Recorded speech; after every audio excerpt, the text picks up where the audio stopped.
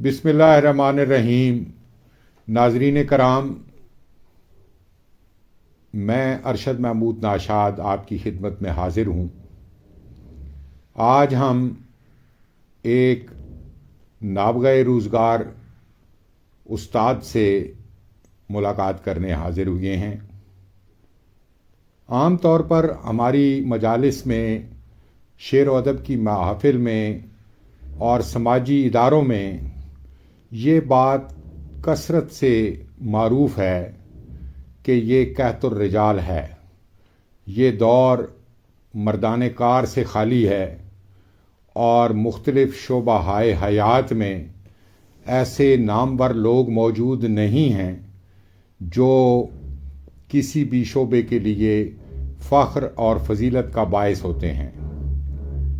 یہ بات بڑی حد تک درست ہے، لیکن مکمل درست نہیں کہا جا سکتا، اس لیے کہ مختلف شعبہ زندگی میں ایسے مردان صفا کیش موجود ہیں جو اپنی لگن سے، اپنی محنت سے، اپنی ریاضت سے ان شعبوں کی ثروت میں، ان شعبوں کے وقار میں مسلسل اضافہ کرتے چلے آ رہے ہیں اور ان شعبوں کی برکت اور عزت سے نئی نسلوں کو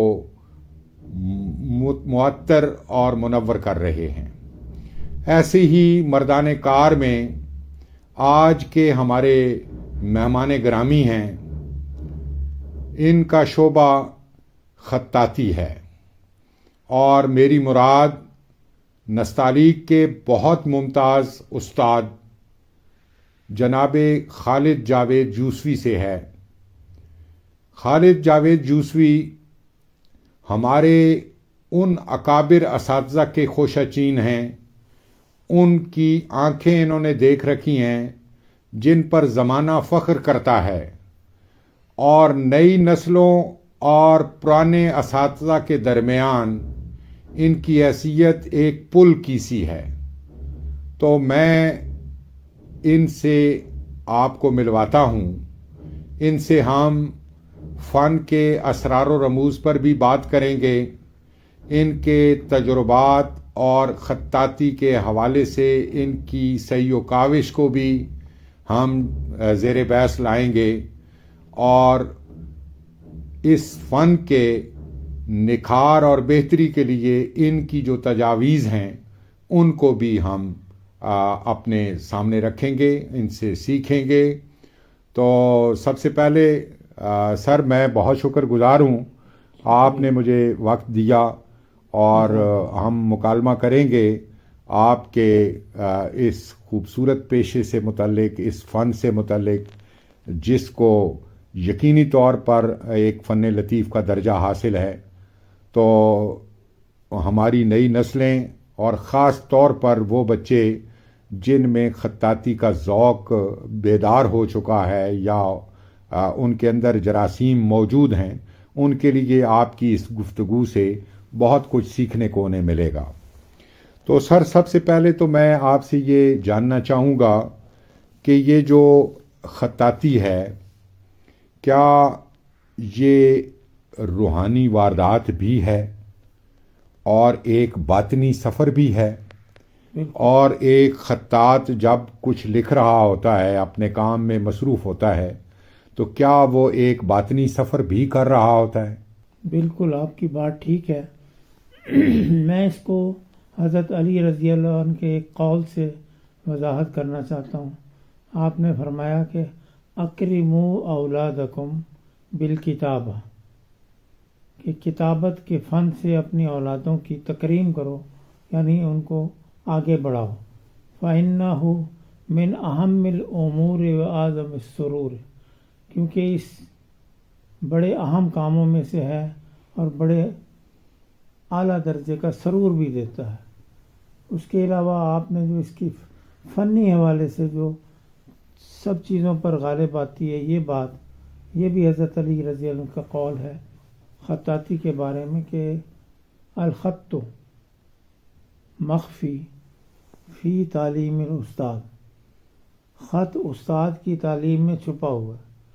وقوامہ فی کثرت المشق، قوام یا اس کا قائم ہونا یا اس کا زبردست شاندار سطح پر پہنچنا کثرت مشق کے بعد ہی ممکن ہے۔ درست۔ وہ دوام ہو، اگر آپ چاہتے ہیں یہ فن آپ کے پاس ہمیشہ رہے تو وہ دین اسلام پر آپ کتنے کاربند ہیں تو یہ اس پر قائم رہے گا۔ تو ہمارے اساتذہ نے جو بتایا کہ کثرت مشق، اس کا فارسی میں بھی کہتے ہیں گر تمی باشی کے خواہی خوش نویس، می نویسو می نویسو می نویس، یہ وہ کثرت مشق کی ہی وضاحت ہے۔ تو جتنے بھی لوگ آتے ہیں ان کو میں یہی کہتا ہوں کہ جتنا کچھ سیکھنا ہے خود شاگرد نے سیکھنا ہوتا ہے، اور حقیقت یہ ہے کہ ایک اچھا شاگرد پہلا قدم وہاں رکھتا ہے جہاں استاد آخری قدم رکھتا ہے۔ درست۔ بعض اوقات یہ بات 100% درست نظر آتی ہے، لیکن میں اگر آپ اجازت دیں تو پاکستان کے مخصوص حالات میں تھوڑی سی بات عرض کرتا ہوں۔ جی بالکل۔ یہ جہاں تک باطنی واردات کا تعلق ہے تو میں نے اپنے اساتذہ میں تو بہت حد تک اس چیز کو دیکھا ہے، اپنے ہاں اثروں میں بھی بعض میں دیکھا ہے، بعد میں یہ بہت کم ہو گیا ہے۔ اس کی وجہ جو معاشرتی تبدیلیاں آئی ہیں، ٹیکنیکل ایڈوانسمنٹ ہوئی ہے، اس کی وجہ سے یہ بہت سی چیزیں بدل گئی ہیں۔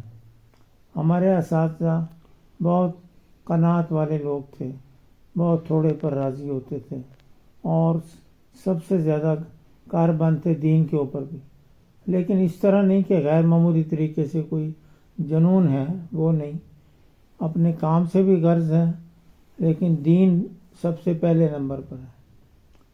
تو ان کی دور میں ایک بات اور ہے کہ وہ کمرشل کام کا دور تھا، کمرشل کام عروج پر تھا۔ جب میں نے سمجھو حاضری دی ہے سن 68 میں، تو کمرشل کام اپنے عروج پر تھا، اخباروں میں، اخباروں کی سرخیوں میں، کتابوں کے ٹائٹل میں، مزارات کے کتبوں میں، اور اس طرح اور فن پاروں میں یہ عروج پر تھا۔ لیکن بعد میں جب کمپیوٹر کا دور آیا ہے تو تبدیلیاں ہو گئی۔ تو اس وقت میں یہ سمجھتا ہوں کہ پرانے اساتذہ کی چیزیں آج کے لوگ تصور میں مشکل سے لا سکتے ہیں۔ درست۔ انشاءاللہ اس پر ابھی اس کے عروج و زوال پر ہم آگے بات کریں گے کہ وہ زوال آشنا کیوں ہوا، وہ کون سے ایسے اسباب و عوامل تھے جو لوگوں کو اس طرف لے آئے۔ ہم ایک خاص سیکوینس سے بات آگے بڑھائیں گے۔ اب میں آپ سے یہ پوچھنا چاہتا ہوں، یا میری خواہش یہ ہے کہ آپ یہ حسن خط جو ہے اس کو کیا صرف اس فن کے جو اصول ہیں اس کے زاویے سے دیکھنا چاہیے، یا ایک احساس جمال جو ہے، یا ایک باطنی آپ کے اندر ایک وقوف ہوتا ہے، ایک شعور ہوتا ہے، وہ آپ کے اس خط کو حسن یا حسین سمجھتا ہے؟ یعنی دونوں کا توازن ہونا چاہیے۔ یعنی بعض اوقات یہ کہ میں شاید اپنی بات اس طرح سے سمجھاؤں کہ ایک چیز جو فن کے معیار کے مطابق لکھی گئی ہے لیکن وہ جاذب نگاہ نہیں ہوتی، اور اس کے مقابلے میں کوئی چیز ایسی لکھی جائے جو جس کو ذوق سلیم قبول کر رہا ہو لیکن فن کا جو اصول ہے اس سے وہ مطابقت نہ رکھتی ہو۔ یہ دونوں چیزوں میں توازن کیسے پیدا ہوگا، اور ان کی روشنی میں آپ حسن خط کی تعریف کیا کریں گے؟ اس میں دو حصے ہیں اس کے، جو پرانے دور میں بھی اور آج بھی حسن خط دو طرح سے کہا جاتا ہے۔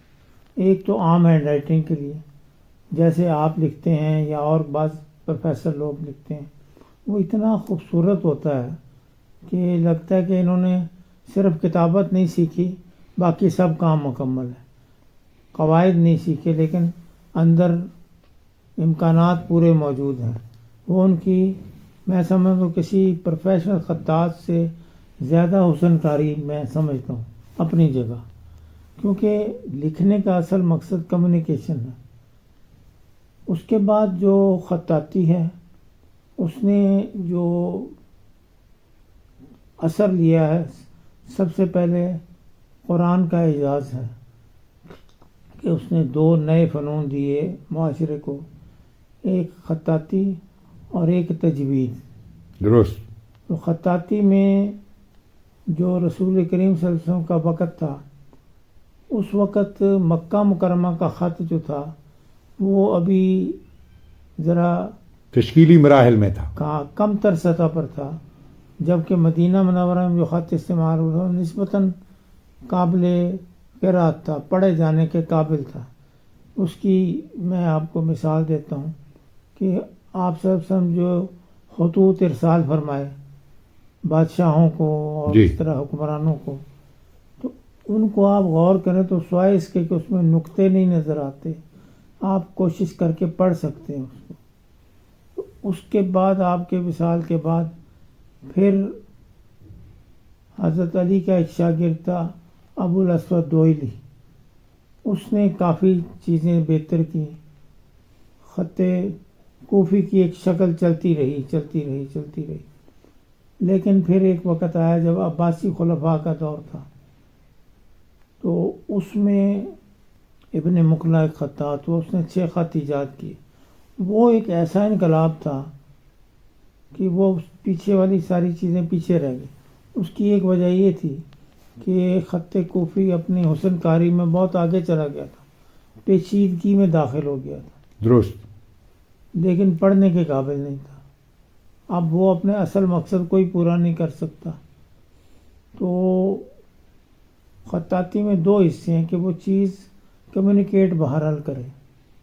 بعض چیز پیچیدہ ہو سکتی ہے، وہ کوئی استاد یا فنکار ہی سمجھ سکتا ہے، وہ ایک ٹیکنیکل مشکل ہے، لیکن اس کو ہم ہدف تنقید نہیں بنا سکتے۔ ٹھیک۔ اب میری مراد ہے کہ جو عام لکھنے والے ہینڈ رائٹنگ والے ہیں اور خطاطی والے ہیں، ہر دور میں یہ 2 لوگ الگ الگ رہے ہیں۔ درست۔ تو خط نسخ کی ایجاد جو ہوئی تھی وہ اسی وجہ سے ہوئی تھی کہ کوفی پڑھنے کے لائق نہیں رہا۔ اس کے بعد کی ترقیاں بے شمار ہیں، لیکن آپ نے جو بات فرمائی ہے اس میں یہ سمجھتا ہوں کہ جو حضرت علی کا قول ابھی ہم نے پڑھا ہے کہ جو آدمی حسن باطن رکھتا ہے، حسن یعنی دین رکھتا ہے، احسن دین پر ہے، تو اس کو دوہرا لطف آتا ہے۔ اب یہ ایک سورۃ تکویر لکھی ہے، درست۔ یہ سورت لکھنا قرآن کی ایک بہت بڑی سورت ہے، تو اس کے اندر ایک ردم، ایک موسیقی خود ہی موجود ہے، تے کا لفظ آتا ہے، تو یہ حسن کاری کا اپنا لطف ہے۔ قرآن لکھنا پیچھے رہ جاتا ہے وقتی طور پہ، کیونکہ جب یہ مکمل ہوتا ہے تو آدمی سوچتا ہے کہ اچھا یہ قرآن کا کام ہے، اور اس دوران ایک اہتمام ضروری ہے کہ ہم وضو میں رہیں. درست وضو کے بغیر قرآن لکھنا مناسب نہیں. درست. تو اس طرح جو لوگ بدیع چیزیں بناتے ہیں، نئی اختراعات ایجاد کرتے ہیں، جی تو وہ دوہرے فنکار ہیں. وہ پہلے تو پچھلے ڈیزائن کی پیروی کرتے ہیں. جیسے شاعری میں درست آپ کے پاس ایک ذخیرہ الفاظ ہے، کچھ یعنی قواعد و ضوابط ہیں، اس سے آپ نکل نہیں سکتے، لیکن پھر بھی آپ نے نئی بات کہنی ہے. درست تو یہ خطاطی بالکل اسی طرح ہے کہ پرانے قواعد کی پیروی کرنی ہے، ایک نئے پیرائے میں چیز بنا کے دینی ہے. تو اس میں حسن خط بھی آئے گا، درست آپ کی اپنی مسرت بھی آئے گی، اور آپ کو احساس جمال بھی ہوگا، اور قرآن کی خدمت بھی ایک لحاظ سے ہوگی.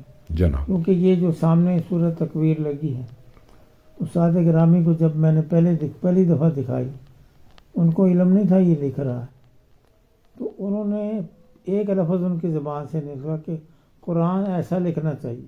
سبحان اللہ سبحان اللہ. یہ ٹریبیوٹ بھی ہے اور داد بھی اپنے شاگرد کو. جی ہاں. سبحان تو اللہ. اسی وجہ سے میری خوش قسمتی ہے کہ اس پر انہوں نے از خود اجازت دیا. میری بہت کوئی ڈیمانڈ نہیں تھی، بسم اللہ. میری خوش قسمتی. بہت اچھے. میں آپ کے سوالوں کے جواب جی to the نہیں point شاید ٹھیک نہیں دے ہے، رہا. کوئی بات نہیں. ہم آپ سے مکالمہ کرنے حاضر ہوئے ہیں. آپ جتنی زیادہ باتیں کریں گے وہ ہمارے سب کے لیے نافع ہوں گی. ایک اسی سے جڑا ہوا سوال یہ ہے کہ جو مشرق میں خطاطی کی جو جمالیات ہے، اس میں نقص کیا چیز ہے اور کمال کیا چیز ہے؟ نقص خرابی، اور کیا جو نقص ہے وہ بھی کسی حسن کا کوئی شاخسانہ بن سکتا ہے یا اس کو کوئی بہتر کر سکتا ہے؟ وہ تو نقص تو کسی حادثاتی طور پہ شاید بن جائے، یا معاشرہ اس کو قبول کر لے تو قبول عام سے بھی وہ چیز ایک استناد پا لیتی ہے. لیکن بات یہ ہے کہ یہ بات آپ نے جو فرمائی مجھے یاد آ گیا، ایک رسالہ ہے علم الکتابہ جو ابن مقلہ کے بہت لمبے کسی بیان کا ترجمہ ہے، جو ڈاکٹر عبداللہ چغتائی نے ترجمہ کر کے چھاپا ہے. سر اس میں اتنی تفصیل سے یہ باتیں بیان ہوئی ہیں اچھا کہ تحویق اور تشویق اور تصدیق 7 چیزیں بیان کی انہوں نے، مجھے سر. پوری یاد نہیں ہے. اس میں انہوں نے بتایا کہ ایک ایک حصے کا ذکر کیا کہ جو اوپر جانے والے عمود ہیں، جو اوپر سے نیچے آنے والے عمود ہیں، وہ مضبوط ہیں یا نہیں ہیں. درست. پھر جو نیگیٹو سپیسز، خلا ہے، فے کے درمیان کا حصہ ہے، مرکب فے جو ہے، جی یا سواد کے اندر یا توئے کے اندر یا عین کے اندر بعض ختم، جی بالکل درست. تو اس کی جو اندر سفیدی ہے وہ اس کا حسن ہے، اس کی روشنی ہے. درست. وہ ذرا سی کم و بیش ہوگی تو برا لگے گا. تو نقص تو یہ ہوتا ہے کہ بعض اوقات کوئی شخص لا علمی سے اور کوئی شخص اپنے علم کی وجہ سے ایک شعوری کوشش. نیا تجربہ کرتا ہے، سر. پھر کسی کو قبول عام ملتا ہے، کسی کو نہیں ملتا. درست. تو اس طرح کی صورت ہے. اچھا سر، چونکہ سارے خط جیسے آپ نے فرمایا کہ قرآن کے اعجاز سے پھوٹتے ہیں، اور مسلمانوں نے مختلف ادوار میں ان خطوط میں وہ کمال دکھایا کہ اقوام عالم اس پر انگشت بزد نہ ہوئیں. ہاں جی ہاں. اور یقیناً یہ مصورانہ جو خطاطی ہے اور خطاطی کے مختلف جو اصول اور ضوابط اور مختلف طرح کے آرائشی اور زیبائشی خط وجود میں آئے، یہ سارا مسلمانوں کا تحدیث نعمت کے طور پر ہمیں اس کا شکر ادا کرنا چاہیے کہ یہ سارا انتصاب مسلمانوں کے اس سے ہے. تو سر میں یہ پوچھنا چاہتا ہوں، آپ چونکہ آپ مختلف خطوط کے ماہر ہیں، لیکن نستعلیق آپ نے خاص الخاص آپ کا موضوع ہے، تو میں یہ پوچھنا چاہوں گا کہ جو نستعلیق کا فنکارانہ مزاج ہے وہ خط ثلث اور خط نسخ کے مقابلے میں کتنا زیادہ نغماتی اور رقصی ہے. ہاں، یہ سوال آپ نے بڑا یعنی گھما دینے والا کیا ہے کہ اس میں اصل بات یہ ہے کہ نستعلیق جو ہے سر یہ دراصل سب سے زیادہ نزاکت مآب خط ہے، سر موسٹ ڈیلیکیٹ، کیونکہ اس میں آپ کے پاس کوئی سہارا نہیں ہے. یہ پوری قلم اس میں کم لگتی ہے، مشکل ہی مشکل ہے. سر تو اس میں ہوتا یہ ہے کہ ذرا سی غلطی بھی فوراً پکڑی جاتی، گنجائش نہیں ہے آپ کے پاس چھپنے کی. بڑے بڑے لوگ تھوڑی بہت گنجائش بنا لیتے جو عام آدمی نہیں پہچانتا، لیکن خط نسخ ہے اس میں پوری قلم لگتی ہے، ایک آسانی ہے. درست. نستعلیق اور نسخ کا موازنہ کریں تو نسخ جو ہے وہ لکھنے میں زیادہ جگہ لیتا ہے، یعنی زیادہ سپیس لیتا ہے. درست. نسخ کی چیز کی یعنی ریڈنگ سپیڈ کم ہوگی، نستعلیق لکھے ہوئے کی ریڈنگ سپیڈ زیادہ ہوگی. سر یہ تھوڑی جگہ میں زیادہ لفظ آ جاتے ہیں. یہ ایک قسم کا شارٹ ہینڈ بھی ہے. سر تو اس کی جگہ اس کے علاوہ ثلث ہے، وہ اب ترکوں نے ثلث کو اس مقام پر پہنچا دیا ہے کہ اس میں نستعلیق جتنی باریکیاں بھی ڈال دی ہیں، لیکن یہ کوئی کر سکتا ہے. لیکن اس میں ایک بات میں کہوں گا کہ ان کو بہت بڑا سہارا حاصل ہے بہت ساری زبر زیر تشکیلات تزئینات کا. درست. تو اس میں ڈیزائن بنانے میں ان کو کئی سہولتیں حاصل ہو جاتی ہیں، اور ترکوں نے تو اس کو حد اعجاز کو پہنچایا. اتنا زیادہ شاندار لکھا ہے ترکوں نے، اور ثلث دنیا کو. میں ہاں جی ثلث کو اور خطوط کو بھی. تو اس میں یہ تھا کہ اس وقت کے جو بہت بڑے آرٹسٹ تھے یورپ کے، یعنی مائیکل اینجلو یا رافائل اور اس طرح کے، ان کا فن ماند پڑ گیا تھا. درست. یہ یورپی رائٹرز نے بھی لکھا کہ انہوں نے خطاطی کو اس مقام پر پہنچا دیا ہے کہ یورپین آرٹسٹوں کا خط، ان کا فن جو ہے وہ مختلف فن ہے، جی وہ بھی لیکن وہ دنگ اس کے رہ گئے سامنے یا ماند رہ گئے. بالکل صحیح. درست. تو یہ فن اور نستعلیق مشکل ہے، لکھنے ٹھیک ہے. میں آسان نہیں ہے. ٹھیک ہے. یہ جو اس کو حسن ملا ہے، یہ پھر اس کے اندر جو نغمگی ہے یا اس کے اندر جو رقص کرتے ہوئے حروف ہیں، یہ اسی وجہ سے ہیں کہ وہ مشکل ہے. یہ جناب اس کا صورت یہ ہے کہ اس میں جو عموماً فارسی لکھی گئی ہے اور اردو لکھی گئی، ویسے تو ساری زبانوں میں عربی بھی لکھی گئی نستعلیق، لیکن کیونکہ فارسی میں بہت لطیف شاعرانہ روایت ہے، سر اور اردو میں بھی بڑے بڑے کمال کے شعر ہیں، درست. اور وہ صرف یعنی شاعرانہ کہنا چاہیے جو ان کی اپروچ ہے یا ان کی approach فکر ہے، کی ترسیل ہے یا اس کے علاوہ نستعلیق میں اردو میں جو ضرب الامثال آتی ہیں، حکمت کے اشعار آتے ہیں، وہ آپ کی تہذیب بھی تو کرتے ہیں نا. درست. درست. اور یہ جو نستعلیق جب بن رہا تھا، روایت ہے کہ کہا گیا کہ تم جا کے پرندوں کو دیکھا کرو، پانی کے پرندوں کو دیکھو تاکہ وہ شکلیں بنا سکو. واہ واہ. اب ہمیں کیا اندازہ ہے کہ ان بزرگوں کا کیا احسان ہے ہمارے، سبحان اللہ. سبحان. ہمارے پاس تو پکی پکائی آئی، درست. تو ہم نے تو تھوڑی سی ایرانی روایت دیکھی ہے، پھر عبد المجید پرمیر اکم نے اسیر کیا. اس کے بعد جو خط مجھے پسند آیا ذاتی طور پہ، میں نے شروع میں بھی ایک جگہ سے سیکھا تو مجھے کچھ شعور پیدا ہوا، تو میں نے معلوم ہوا کہ 3 لوگ ہیں لاہور میں نستعلیق جو لکھ رہے ہیں، تو مجھے تینوں میں سے اپنے استاد گرامی کا خط پسند آیا خود بخود. درست. تو میں اتفاق سے وہاں پہنچ گیا. تو حقیقت میں نہ وہ لکھ سکتا ہوں نہ وہ لکھ سکتا. یہ سچی آپ بات کا عجز ہے، نہیں، ورنہ مطلب یہ ہے کہ یقیناً آپ نے فن کو آگے بڑھانے میں اپنا پورا صرف یہ صلاحیت. ہے کہ میں نے ایک امانت کے طور پہ آگے درست پہنچایا. درست. یہ جو بات ابھی آپ نے کی ہے کہ فارسی اور اردو کے اشعار اور حکمت بھرے اقوال نستعلیق کے قد موضوع سے مطابقت رکھتے ہیں تو اس نے وہ زیادہ قبول کیا. تو میرا اپنا خیال یہ ہے کہ جو خط ہوتا ہے، کوئی بھی خط ہو، وہ ایک مخصوص ثقافتی اور جذباتی احساس رکھتا ہے. جیسے قرآن حکیم کے لیے بالعموم نسخ کو ہی استعمال کیا جاتا ہے یا دینی متون کے لیے بالعموم نسخ کو ترجیح دی جاتی ہے. وہ چونکہ ریڈیبل ہے نا جی زیادہ. تو یہ یعنی اس کے ساتھ ایک ثقافتی خط کی ثقافتی جو احساس یا شناخت یا پس منظر ہے وہ اس کے ساتھ جڑا ہوتا ہے. یقیناً اس میں آپ درست فرما رہے ہیں. اچھا، میں یہ پوچھنا چاہتا ہوں کہ نستعلیق میں جو سطر کشی ہے،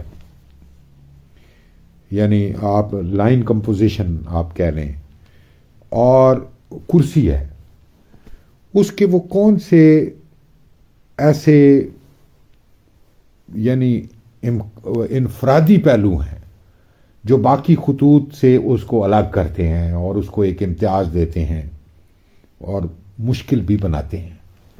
وہ کچھ یعنی اس کی لائن اس میں سطر کشی میں یا حروف کے خاص طور پر کشیدہ کیے جانے والے حروف یا جن کی گولائیاں یا گھیرے ہیں. نستعلیق کا جو حسن ہے نا جی سر وہ کشش اور دائرے میں ہے. سر اور ایک عجیب بات میں کہوں گا، سر کشش اور دائرہ مشق سے آ جاتا ہے، چھوٹے حروف نہیں آتے. اچھا. جو شخص چھوٹے حروف جیسے رے، دال، واو وغیرہ ہے، جو ان کی ڈیٹیل سمجھ لیتا ہے وہ بڑا خطاط بن جاتا ہے. تو اس میں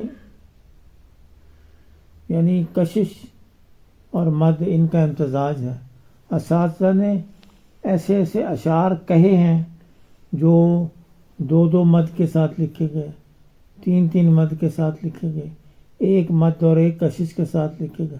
ہر طریقے سے انہوں نے لکھے ہیں تاکہ ان پہلوؤں پر جن کی وجہ سے نستعلیق کا حسن بڑھتا ہے ان کو گرفت میں رکھا جائے. اب میں اس وقت کتاب میرے پاس نہیں ہے، ایک صاحب نے ایک ربائی لکھی، سر 4 مصرے ہیں، اس میں انہوں نے ایسا ترتیب رکھی ہے کہ الف سے یہ تک تمام مفردات اس میں آ جاتے ہیں، واہ الگ الگ مفرد شکل میں. واہ.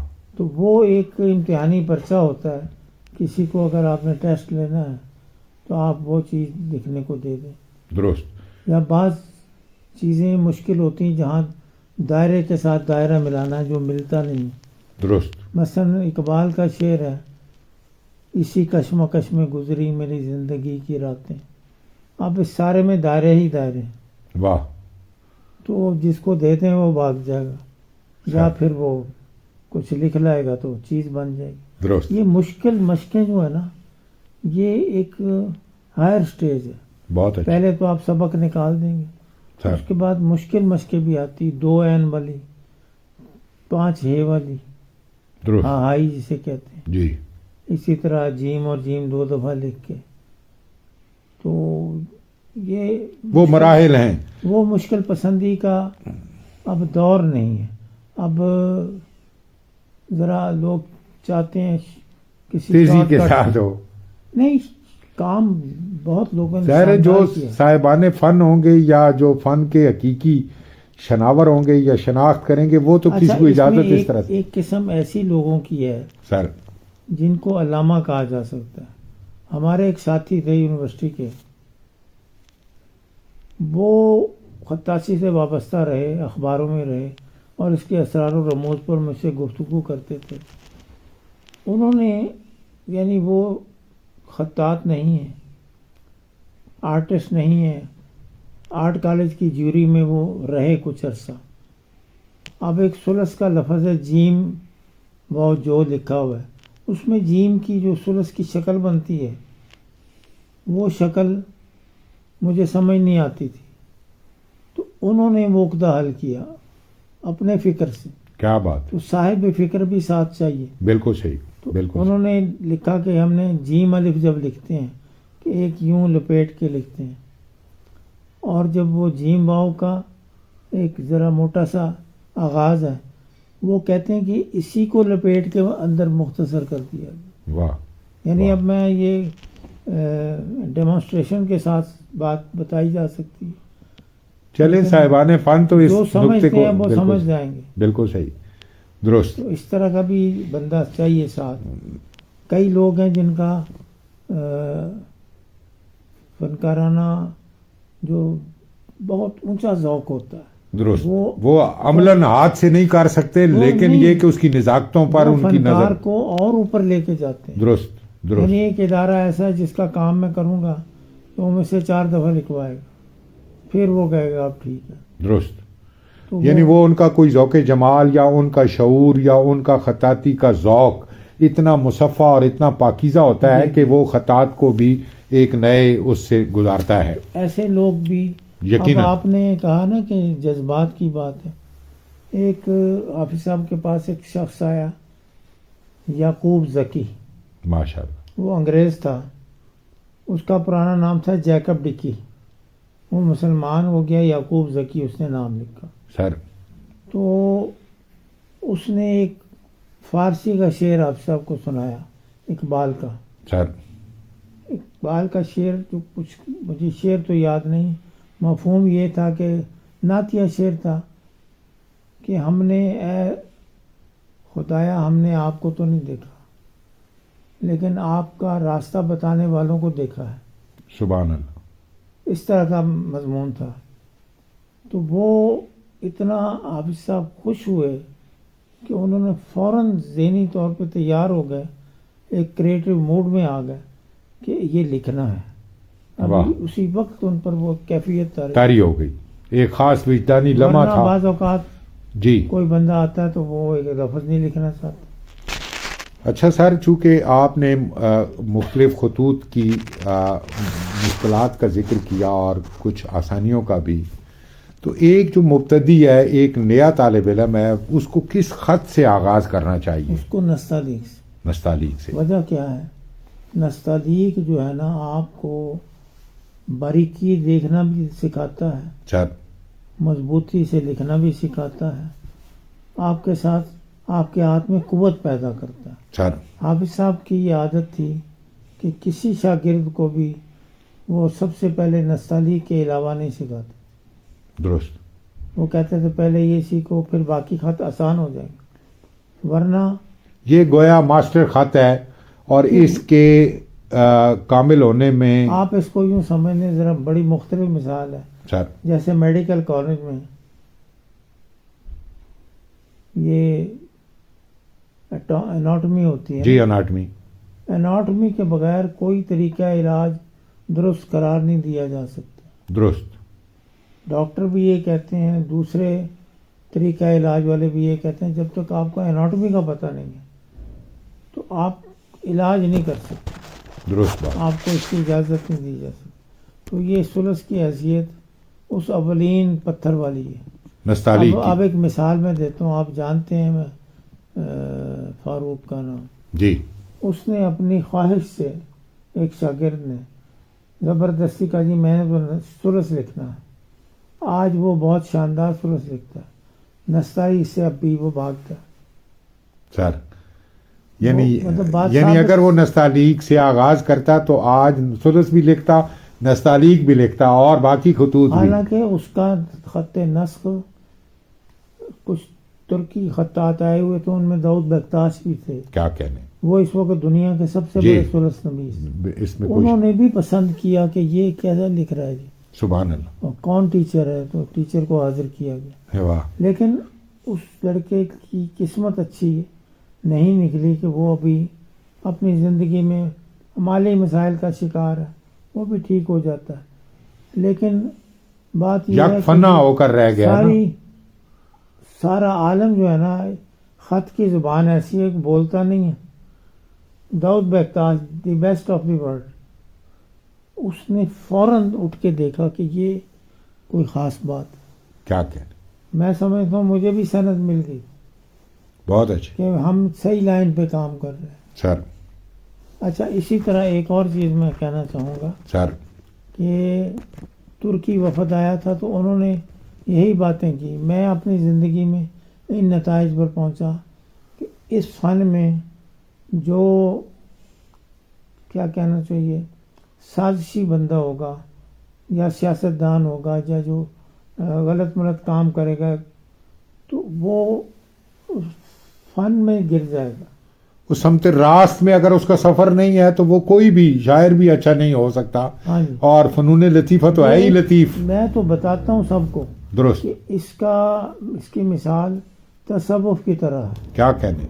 یا تو بن گئے تو بن گئے یا تو بگڑ پھر گئے. واپسی ہوتی ہے وہ بھی بہت جلدی ہوتی ہے. بالکل صحیح. یہ اندازہ تجربے سے ہی ہو سکتا ہے. میں نے کئی مثالیں دیکھی ہیں. ماشاء اللہ ماشاء اللہ. آپ درست فرما رہے ہیں سر کہ پاکیزگی اس کی شرط اول ہے ہاں جی. کہ آپ جتنے صاف ہوں گے اتنا آپ کا فن نکھرے گا, اتنی اس میں برکات نازل ہوں گی.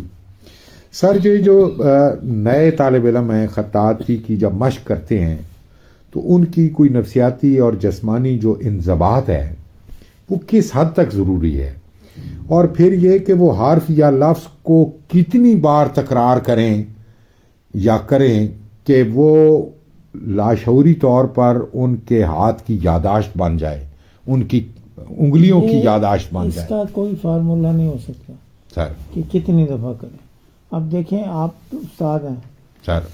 ایک کلاس میں 40 طالب علم ہیں, اس میں سے 5-7 ہوتے جو پاس ہی نہیں ہوتے. درست. وہ بھی 10 دفعہ سبق پڑھتے ہیں. جو فرسٹ آنے والا اسٹوڈنٹ ہے وہ بھی 10 دفعہ پڑھتا ہے. تو یہ اپنی اپنی صلاحیت یا ارتکاز کی بات ہے. سر. تو دوسری مثال یہ ہے کہ پرانا دور جو ہے 55 میں جو ختم ہو گیا, بعد میں جاری رہا, تھوڑی سی شکل بدل گئی.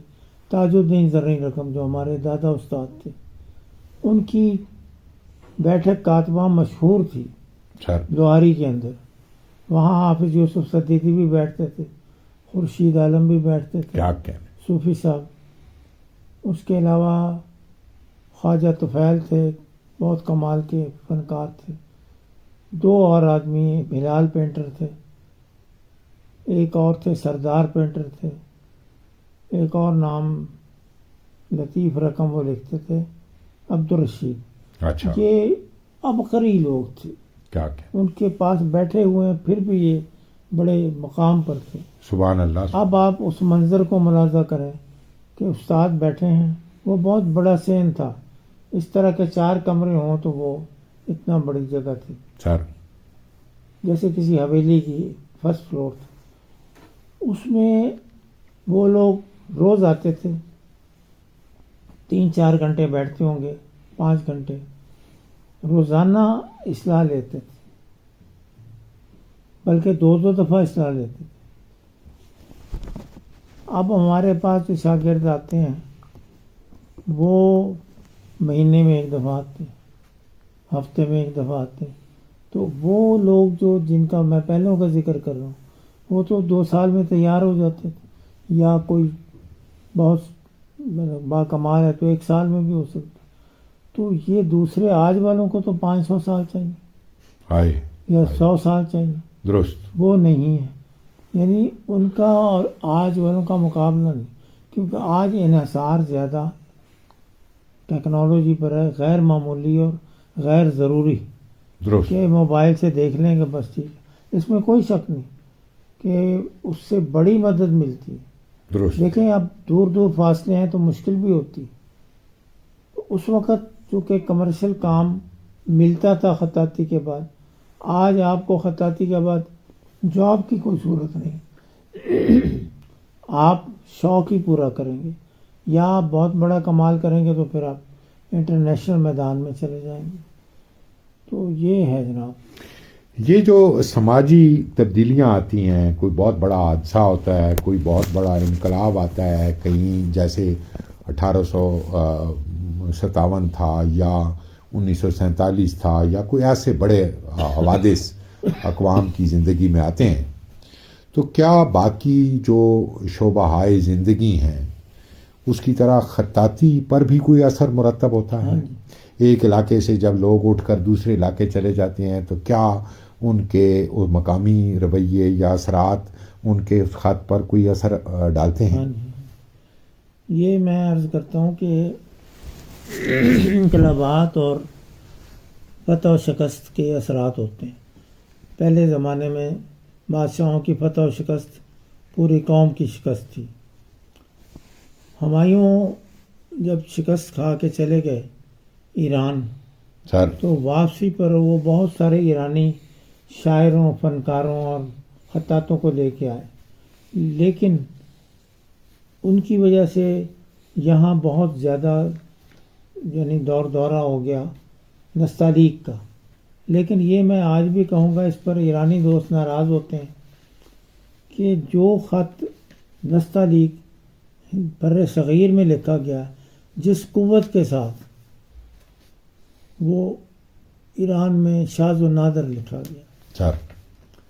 اس کے بعد انقلابات کی بات ہے تو یہ جو 1857 کا انقلاب تھا یا جنگ تھی جو بھی کہیں، اس میں ایک بڑے مشہور خطاط کو شہید کر دیا گیا.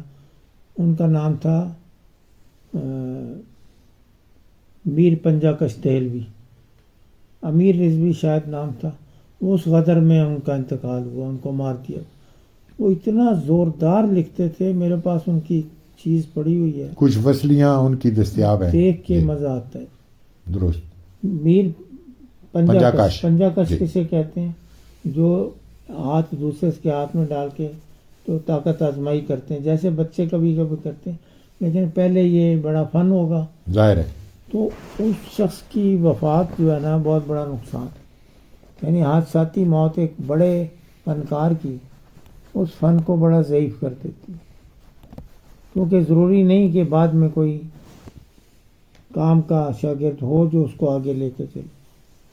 درست بتا. سر یہ کہ یہ جو نستعلیق ہے، جیسے ابھی آپ نے گفتگو میں بھی فرمایا کہ ترکوں نے بھی اس کو اپنایا اور اس میں اپنی وہ خوبصورتیاں شامل کیں. ایرانیوں کے ہاں بھی نستعلیق اپنی مختلف رنگوں کے ساتھ اور اپنے انفرادی نقوش کے ساتھ ہمیں دکھائی دیتا ہے. پھر وہ ہندوستان میں آتا ہے تو ہندوستانی معاشرے اور فضا نے بھی اس کو، یہاں بھی ایسے صاحبان کمال آئے ہیں جنہوں نے اس کے اندر نزاکتیں پیدا کیں. اور وہ جو دہلوی خط تھا جو پھر لاہور میں، جیسے کہ آپ فرما رہے تھے کہ پروین رقم نے اس میں جو جدتیں پیدا کیں، یہ اب نستعلیق کے مختلف اسالیب ہیں. آپ کیا سمجھتے ہیں کہ ان سب اسالیب میں سب سے زیادہ جاذب نگاہ یا جاذب نظر کیا ہے؟ کون سا خط ہے جس کو آپ بطور ایک آرٹسٹ کے؟ یہ تو اصل میں اپنی اپنی پسند کی بات ہے. سر دوسری صورت یہ ہے کہ یہ ایسا فن ہے سر کہ جس میں آپ کسی چیز کو دیکھتے ہیں، دیکھتے چلے جاتے ہیں، پسند کرتے چلے جاتے ہیں، تو آپ کی نظر کی ایک ایسی ٹریننگ ہو جاتی ہے سر کہ آپ کو وہی اچھا لگتا ہے. بہت عرصے بعد کوئی اور خط آپ کو اچھا لگے گا. یہ جیسے کوئی سحر طاری ہو جاتا ہے. اب ترکوں کا کمال یہ ہے کہ وہ خطاطی کی جو بنیادی تعریف ہے کہ کم سے کم سٹروک میں لکھنا چاہیے، انہوں نے نستعلیق کو اس طریقے سے کر کے دکھایا. بہت خوبصورت. ماشاء اللہ. اب یہاں اسالیب کا جھگڑا ہے، وہ میں عرض کرتا ہوں کہ جو نستعلیق کے موجد تھے، جو جن کا نام لیا جاتا ہے میر علی تبریزی، لیکن ان کے بعد ایک ایسی شخصیت آئی میر عماد کے بارے میں کہا جاتا ہے کہ نستعلیق کی تاریخ کا بہترین خطاط. درست. نہ پہلے کوئی ہوا نہ بعد میں کوئی. وہ اپنے خط کے کمال کی وجہ سے ان کو شہید کر دیا. ان کے جو شاگرد تھے سب سے اچھے اور ان کے بھانجے بھی تھے، عبدالرشید دہلمی. یہ واقعہ جہانگیر کے دور کا ہے. وہ پھر خاندان پہ ابتلا پڑی، چھپتے چھپاتے وہ انڈیا پہنچے۔ شاہ جہان کا دور آ چکا تھا، پھر شاہ جہان نے ان کی قدر افزائی کی، 1500 روپیہ ماہوار اس دور میں اس کا وظیفہ مقرر۔ تو وہ عبدالرشید دہلوی وہ آدمی ہیں جس نے انڈیا میں اپنے اثرات مرتب کیے، اور انڈیا میں کئی ایسے فیض وہی ہے، جی ہاں، میر حماد کا، ایسے خطاط بھی ہوئے جو یعنی جن کو آقا ثانی کہا جاتا ہے، آقا عبدالرشید دہلوی، تو آقا ثانی بھی بعض کو کہا گیا۔ تو یہ جو اسالیب کا معاملہ ہے، اس کو ہم سب سے اوپر استاد میر حماد کے خط کو رکھتے، سر وہی استاد الاساتذہ کے جد امجد تھے۔ یہ سر جو اسی سے جڑی ہوئی بات ہے کہ یہ جو خط ہیں مختلف نستعلیق کے اسالیب ہیں، ان میں جو فرق پڑا ہے وہ کوئی حروف کی وہ نشستوں سے ہے، کوئی گھیروں سے ہے، کیسے؟ نہیں، وہ تو خیر ڈیٹیل مطالعہ کریں تو پتہ چل جاتا ہے۔ میں عرض کرتا ہوں کہ اس کی جو ڈائیورسٹی ہے اس کو پہلے ذرا جی کا جائزہ لیتے ہیں۔ میر حماد کے خط کو بڑے لوگوں نے پیروی کی، کیونکہ فن کی دنیا میں یہ ایک روایت رہی ہے، پوری دنیا میں، مصوری میں بھی، کہ جب آپ ماسٹرز کی چیز کو کاپی کریں گے تو آپ ماسٹر بن جائیں گے۔ تو ترکوں میں ایسے بھی لوگ ہوئے ہیں جنہوں نے میر حماد کے خط کو بائیں ہی کاپی کیا۔ سبحان اللہ۔ اب اسلوب تو نہیں بدلا نا، لیکن وقت کے ساتھ ساتھ اسلوب بدلا۔ ترکوں کے اندر بھی جب استاد سامی لکھتے ہیں وہ اور طرح کا ہے، استاد حامد لکھتے ہیں وہ ذرا سا اور مختلف ہے، عزیز رفائی لکھتے ہیں وہ ذرا سا اور مختلف ہے۔ ان پر عربی اثرات ہیں کیونکہ وہ مصر جا کے رہے۔ پھر عرب ملکوں کا اپنا مزاج ہے خط کا، ہے یہی پرانا خط، شام کے لوگوں کا یہ بہت باریکی سے جو دیکھتا ہے اس کے لیے اس سارے کو ہم ترکی کو ایک ہی کہیں گے۔ لیکن ایران چونکہ یعنی تجدد کا وہ علم بردار ہے اور یہیں پر وہ ایجاد ہوئی ہے اس کی، تو اس وجہ سے ایران میں اس کا بہت زور و شور رہا۔ انہوں نے اس کو اپنی بڑی لطافت کے ساتھ وہ لکھتے ہیں، ان کا اس کے ساتھ کوئی عشق ہے، درست، وہاں کا معاشرہ محبت رکھتا ہے، اس کو اون کرتا ہے، اپنا فن سمجھتا ہے، بالکل صحیح، اس پر مفتخر ہے، اور ہر اس کو کوئی قابل پروفیسر احترام ہے، جی۔ کوئی ڈاکٹر ہے، کوئی وکیل ہے، اس کے گھر میں ایک اوریجنل کیلیگرافی ہے تو اس کے لیے فخر کی بات ہے۔ درست، اسی طرح پھر انڈیا میں تھوڑی تبدیلی ہوتے ہوتے ایک دہلوی خط آ گیا، ایک حیدرآباد دکن کا خط آ گیا، پھر عبد المجید پرمیر کم نے بھی پرانے خط سے سیکھا تھا، شاید لیکن انہوں نے جو کمال کیا میری ناقص رائے میں وہ دوسرے میر حماد ہیں۔ سبحان اللہ۔ انہوں نے جو شاندار تبدیلیاں کی، اس نے اس خط کو انتہائی پرتکلف اور مشکل بنایا، لیکن خوبصورتی کو آسمان پر لے گئے۔ درست، ان کو زندگی میں وقت زیادہ نہیں دیا، ان کی صرف 45 سال عمر تھی، جی، لیکن اس عرصے میں بھی انہوں نے اتنا کام کیا ہے کہ بہت کم لوگوں نے کیا ہے۔ کیا کہنا، حالانکہ ان کی صحت بھی سنتے ہیں کہ بہت اچھی کبھی نہیں رہی۔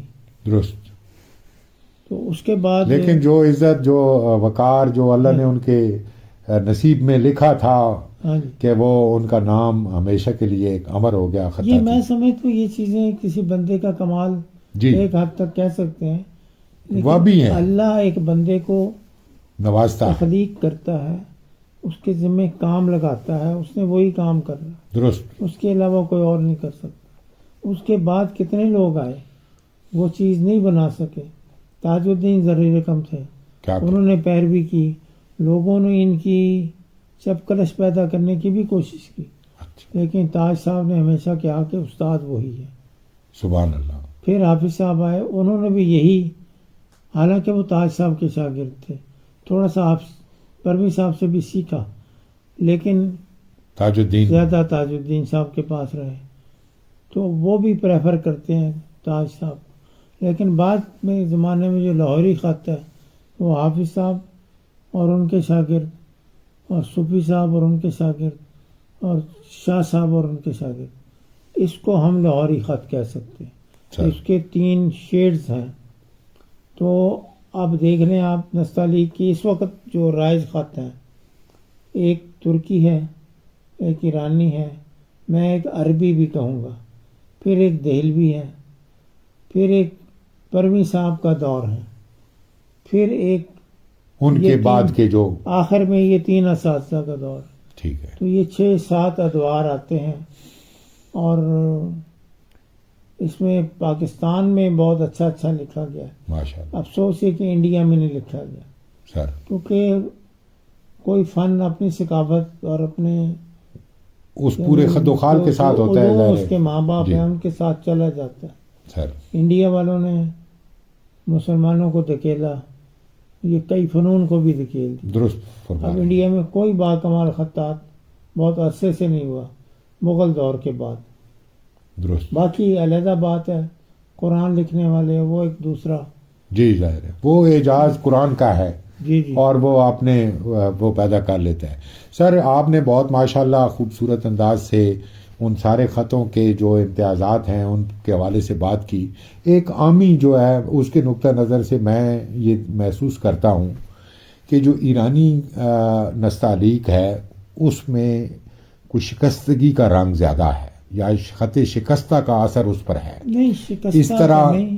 اس طرح جو ترکی خط ہے اس میں کوئی ثلث کا یا کوئی ثلث کے اثرات ہیں بالکل ہیں، جو ہمارے لاہوری نستعلیق پر نہیں ہے۔ بالکل نہیں۔ تو یہ بالکل کوئی ہی ایک الگ بڑا فرق سا، ہے، یہ بالکل ہی الگ ہے۔ یعنی وہ ترک جو نقطہ خاص طور پر بناتے ہیں اس نقطے میں بھی کوئی ثلث کا اثر شیڈ نہیں، نقطے میں دکھا نہیں، ان کی مد میں ہے، سر اور جو دائرے کی گہرائی کم رکھتے ہیں سر اس میں ہے۔ سر یہ جو ہمارا نستعلیق ہے نا، یہ پروین صاحب والا، سر اس میں چونکہ انہوں نے دائرے تھوڑے سے گہرے کر دیے۔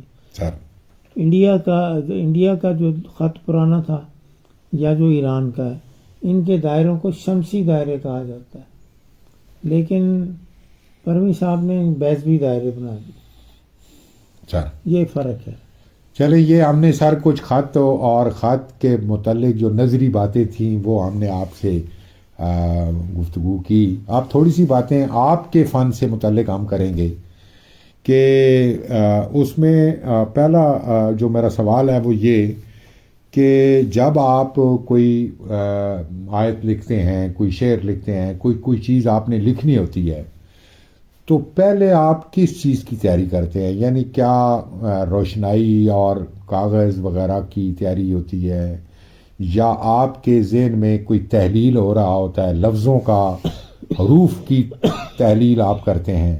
یعنی ظاہر ہے یہ فنکار ان کو بائفرکیٹ تو نہیں کر سکتا کہ یہ ساری چیزیں بہت اہم ہیں، لیکن آپ اپنے تجربے کی روشنی میں ہمیں بتائیں گے کہ آپ پہلے کس چیز کو فوکس کرتے ہیں کہ کاغذ اس کے لیے اچھا، یعنی وہ کس سطح کا کاغذ ہو، کیسا ہو، یا اس کے لیے کیسی روشنائیوں کا انتخاب ہو، یا یہ کہ وہ حروف کی جو شکلیں بنیں گی یا ان کا جو ایک خاکہ یا ہیولہ بنے گا وہ کیسے آپ کے اندر کوئی ہلچل شروع ہو جاتی ہے؟ تو اس پر اپنے تجربے کی روشنی میں کوئی ذرا بتائیں ہمیں۔ اصل میں اس پہ کہنا بڑا مشکل ہے، کیونکہ میں نے 2 طریقے سے آپ کام کرتے ہیں نا۔ سر ایک کام تو کسی کی فرمائش کا ہے، سر وہ بعض اوقات تو جلدی ہو جاتا ہے، اگر کوئی وہ اچھا مضمون ہے تو وہ آپ کو موٹیویٹ کر دے گا کہ چلو جی، وہ شکل بننی شروع ہو جاتی ہے۔ ایک کسی کا کام ہے، مطلب کمرشل کام ہے آپ کا، جس کا ماڈل دیا ہوا ہے، یا کاروباری کام ہے، نہیں کاروباری کام ہے، وہ اب مجھے پسند ہے یا نہیں پسند ہے، وہ میں نے اس کی ڈیمانڈ کے مطابق بنانا ہے۔ اس کے بنانے میں مشکل ہوتی ہے، لیکن جب آپ کرتے چلے جاتے ہیں تو وہ آپ کا ایک ترتیب بن جاتی ہے۔ باقی جہاں تک کسی فن پارے کی بات ہے تو مجھے کسی چیز کا مضمون یا اس کی کیا کہنا چاہیے ردم یا موسیقیت جو ہے وہ زیادہ انسپائر کرتی ہے. یعنی آپ کے ذہن میں وہ بنتی ہیں، اس کی تصویریں بننے لگ جاتی ہیں. ہاں جی روشنائی بعد کا مسئلہ ہے، کاغذ بعد کا مسئلہ ہے. ہاں جی وہ میں عرض کرتا ہوں سر کہ یہ اقبال کا کلام ہے. اقبال کے کلام پر میں نے بہت کام کیا یونیورسٹی کے دور میں. سر تو اس میں ایک لفظ آیا عشق تمام مصطفیٰ عقل تمام بو لہب. اب سبحان میں کوئی دکھاوا نہیں کرنا چاہتا پر اس مضمون نے مجھے خوب گھمایا. کیفیت طاری رہی کئی دن. پھر میں نے سوچا کہ اس کو وہ عام چیز نہیں ہونا چاہیے، اس کو خاص چیز ہونا چاہیے. سبحان اللہ. تو وہ الحمدللہ خود بخود ہو گئی. اچھا ایک میرا اور تجربہ ہے. ایک تو ترتیب کی بات بتاؤں کہ یہ چیز میرے ذہن میں بنی. پہلے اس کو میں نے بڑے سائز میں ان لفظوں کو لکھا. بہتر یہ تھا کہ وہ بھی سامنے رکھا ہوتا. تو کچھ چیزیں میں لے آتا ہوں تاکہ نہیں وہ آخر میں ہم وہ کریں گے. ہاں تو پھر جہاں جوڑنا ہوگا ہم جوڑ لیں وہ گے. عشق تمام مصطفیٰ عقل تمام بلب. اس میں کچھ اشعار اوپر ہیں کچھ نیچے ہیں. پھر سب سے اوپر وہ ہے لوح بھی تو قلم بھی تو تیرا وجود الگ. وہ الگ آپ کو سبحان اللہ. پاگل کرتا ہے، درست. سمجھ نہیں آتی. تو یہ جو مضمون ہے میرا یہ ذاتی تجربہ ہے، یہ وہ گپ نہیں لگاتا ہوں کہ مضمون اپنے حکم سے لکھواتا ہے. طاری ہوتا ہے، اندر کے موسم کو جھنجھوڑتا ہے. ہاں جی وہ نہیں جھنجھوڑنا پیچھے رہ حکم ہو جاتا ہے نا، حکم سے لکھواتا ہے. ایک میں نے ٹائٹل لکھنا تھا حضور صلی اللہ علیہ وسلم کی دعاؤں کی کتاب تھی اس کا ٹائٹل. تو وہ قلم ایک بڑی مناسب تھی. بڑے موڈ سے میں بیٹھا. اس قلم کا ایک ذرا سا کنارہ بہت معمولی پہلا حرف شروع کرتے ہی ٹوٹ گیا. بہت سی دل شکستہ ہوا میں. مگر میں نے اپنے دل میں ایک بات کہی اس قلم کو کہ تمہیں پتہ نہیں تم نے کیا لکھنا. پھر اس کو میں نے تھوڑا سا قلم کو ٹھیک کیا. جتنا میرے اوپر پریشر تھا سارا غائب ہو گیا. وہ اتنی آسانی سے لکھا گیا، صاف ستھرا، کہ میں آج تک یاد کرتا ہوں. سبحان اللہ. سبحان. اسی طرح رسول اللہ صلی اللہ علیہ وسلم کا جو پیدائش کا بیان ہے ظہور قدسی شبلی صاحب جی وہ میں نے ایک ٹائٹل میں ایڈجسٹ کیا. وہ بھی کہیں نکل آئے گا. وہ ٹائٹل تھا ریڈیو پاکستان کے پروگراموں کا. اس میں ایک آیت لکھی وما ارسلناک الا رحمۃ للعالمین. عالمین کی مت کھینچی. اس کے اندر وہ آپ کا ظہور قدسی والے الفاظ وہ ایک بیضے کی شکل میں نے بنائے. اب بیضے میں جب میں لائنیں لگانے لگا ہوں مجھے اندازہ ہوا کہ یہ جگہ تھوڑی ہے. میں نے ان لائنوں کو تبدیل کر دیا. وہ لائن سیدھی نہیں لگائی، میں نے تھوڑی سب لائنیں یوں لگائی، ٹیڑھی کر دی. اس کا فائدہ یہ ہوا کہ وہ جب لکھا گیا تو وہ لگتا تھا جیسے وہ موو کر رہا ہے. سبحان اللہ. اچھا اس سے زیادہ لطف کی بات یہ کہ گھر میں کوئی نہیں تھا اس وقت. میں اکیلا تھا گھر میں. یہ اس بات کو یہ سن 83 کی بات ہے. سر تو میں نے اللہ کا نام لے کے شروع کیا اور میں تیار تھا کہ اس کو 3-4 دفعہ مجھے لکھنا پڑے گا. اللہ کی قدرت ہے پہلے سطر کے پہلے لفظ سے آخری سطر کے آخری لفظ تک ایون بالکل ایک نشست جیسا یکسانیت سے خود بخود ہو. سبحان اللہ. سبحان اللہ. ماشاء اللہ. تو یہ مضمون کا حکم ہے نا. سبحان اللہ. بالکل صحیح. ایک دفعہ نہیں باندھ کے رکھتا ہے. کئی دفعہ ہو. کیا کہنے. سبحان اللہ. سبحان. ماشاء اللہ. پھر یہ جو بات ہے نا سر کہ مجھے اتنے پیسے مل جائیں اتنے نہ ملیں، بھائی میرے قسمت میں اس کا لکھنا شامل ہوا. مجھے اور کیا چاہیے. عزت تو یہی ہے. درست. خوشی جواب. عزت کوئی کرے یا نہ کرے. نہیں سر، وہ خوشی ہے، آپ کے لیے ایک خوشی ہے، باعث اعزاز ہے۔ بالکل صحیح، بالکل صحیح، بالکل صحیح ہے۔ ماشاء اللہ سر، آپ نے بہت عمدہ، یعنی آپ نے اس تجربے کی روشنی میں ہمیں بتایا کہ خیال کیسے گرفت میں لیتا ہے اور پھر کیسے باقی حکم۔ جو ہے نا وہ جی مکینیکل بات ہے، سر، پینسل پکڑنا، لائن لگانا، اس کی باؤنڈری لگانا، چھوٹا موٹا وہ سارا سمجھے وہ ایک مکینیکل چیز ہے۔ درست، انک لگ رہی ہے، کہیں کلر لگ رہا ہے، کہیں کچھ۔ صحیح، اچھا، اس کے بعد ایک اور بات ہے، اس دوران میں اس کے تکمیل کے اندر جو ایک خوشی کا عنصر ہوتا ہے وہ شامل اور رہتے ہیں، اطمینان کا کہ یہ ٹھیک بن رہی ہے۔ وہ ٹھیک بننے کا جو احساس ہے ہاں ہاں، وہ آپ کو آگے وہ موٹیویٹ اتنی کرتا ہے۔ خوشی دیتا ہے کہ اگر کوئی بندہ جس نے لکھوایا ہے اس کو پتہ چل جائے کہ اس کو بہت خوشی ہوئی تو وہ کہے کہ مجھے پیسے دو، تم واہ مجھ واہ، سے مانگو نا، مجھے پیسے دو۔ کہ میں نے آپ کے لیے یہ اس خوشی لیے کا اس اہتمام کو بتاتے نہیں۔ سبحان اللہ، سبحان اللہ، واہ واہ۔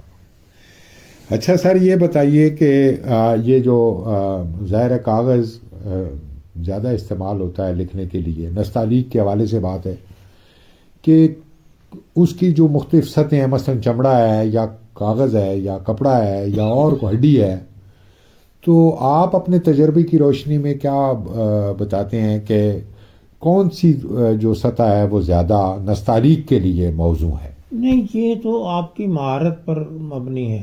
سر، جب آپ نے اچھے طریقے سے سبق کیے ہیں، پیپر پر ہی بے شک کیے ہیں، پھر اس کے بعد آپ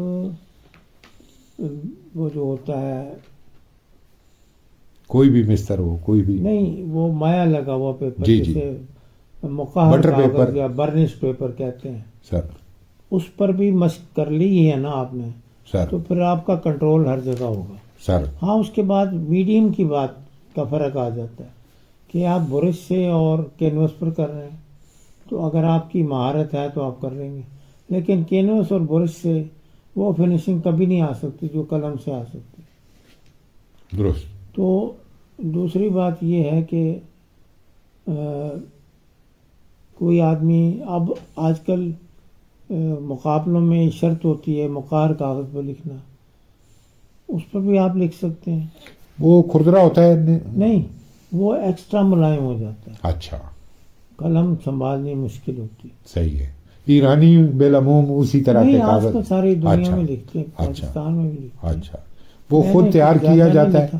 ہاں جی، اس پہ یہ ہے نا کہ ایک کاغذ کوئی خاص لے لیا آپ نے، جیسے ایک موٹا کاغذ ہوتا تھا جو پیکنگ کے لیے استعمال ہوتا جی، تھا، بیٹن پیپر اسے جی کہتے سر، ہیں۔ سر، اس کے اوپر آپ نے ایک پتلی سی لئی بنانی ہے، سر، بڑی ڈائلیوٹ سی، سر، اس کی ایک طے بچھا کر کوٹ کیسے کرنا ہے، برش روئی کی، کے ساتھ، اچھا، اس کو پھر آپ نے کھینچنا، چھاؤں میں خشک کرنا ہے۔ اچھا،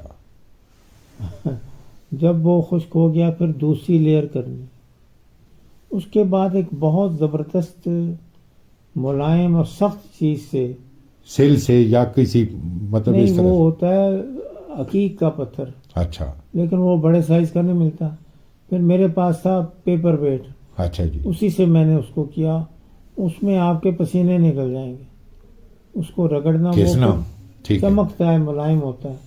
حافظ صاحب نے اس پر لکھوایا، مشق کروائی، بہت اب کوئی کاغذ کچھ نہیں کہتا۔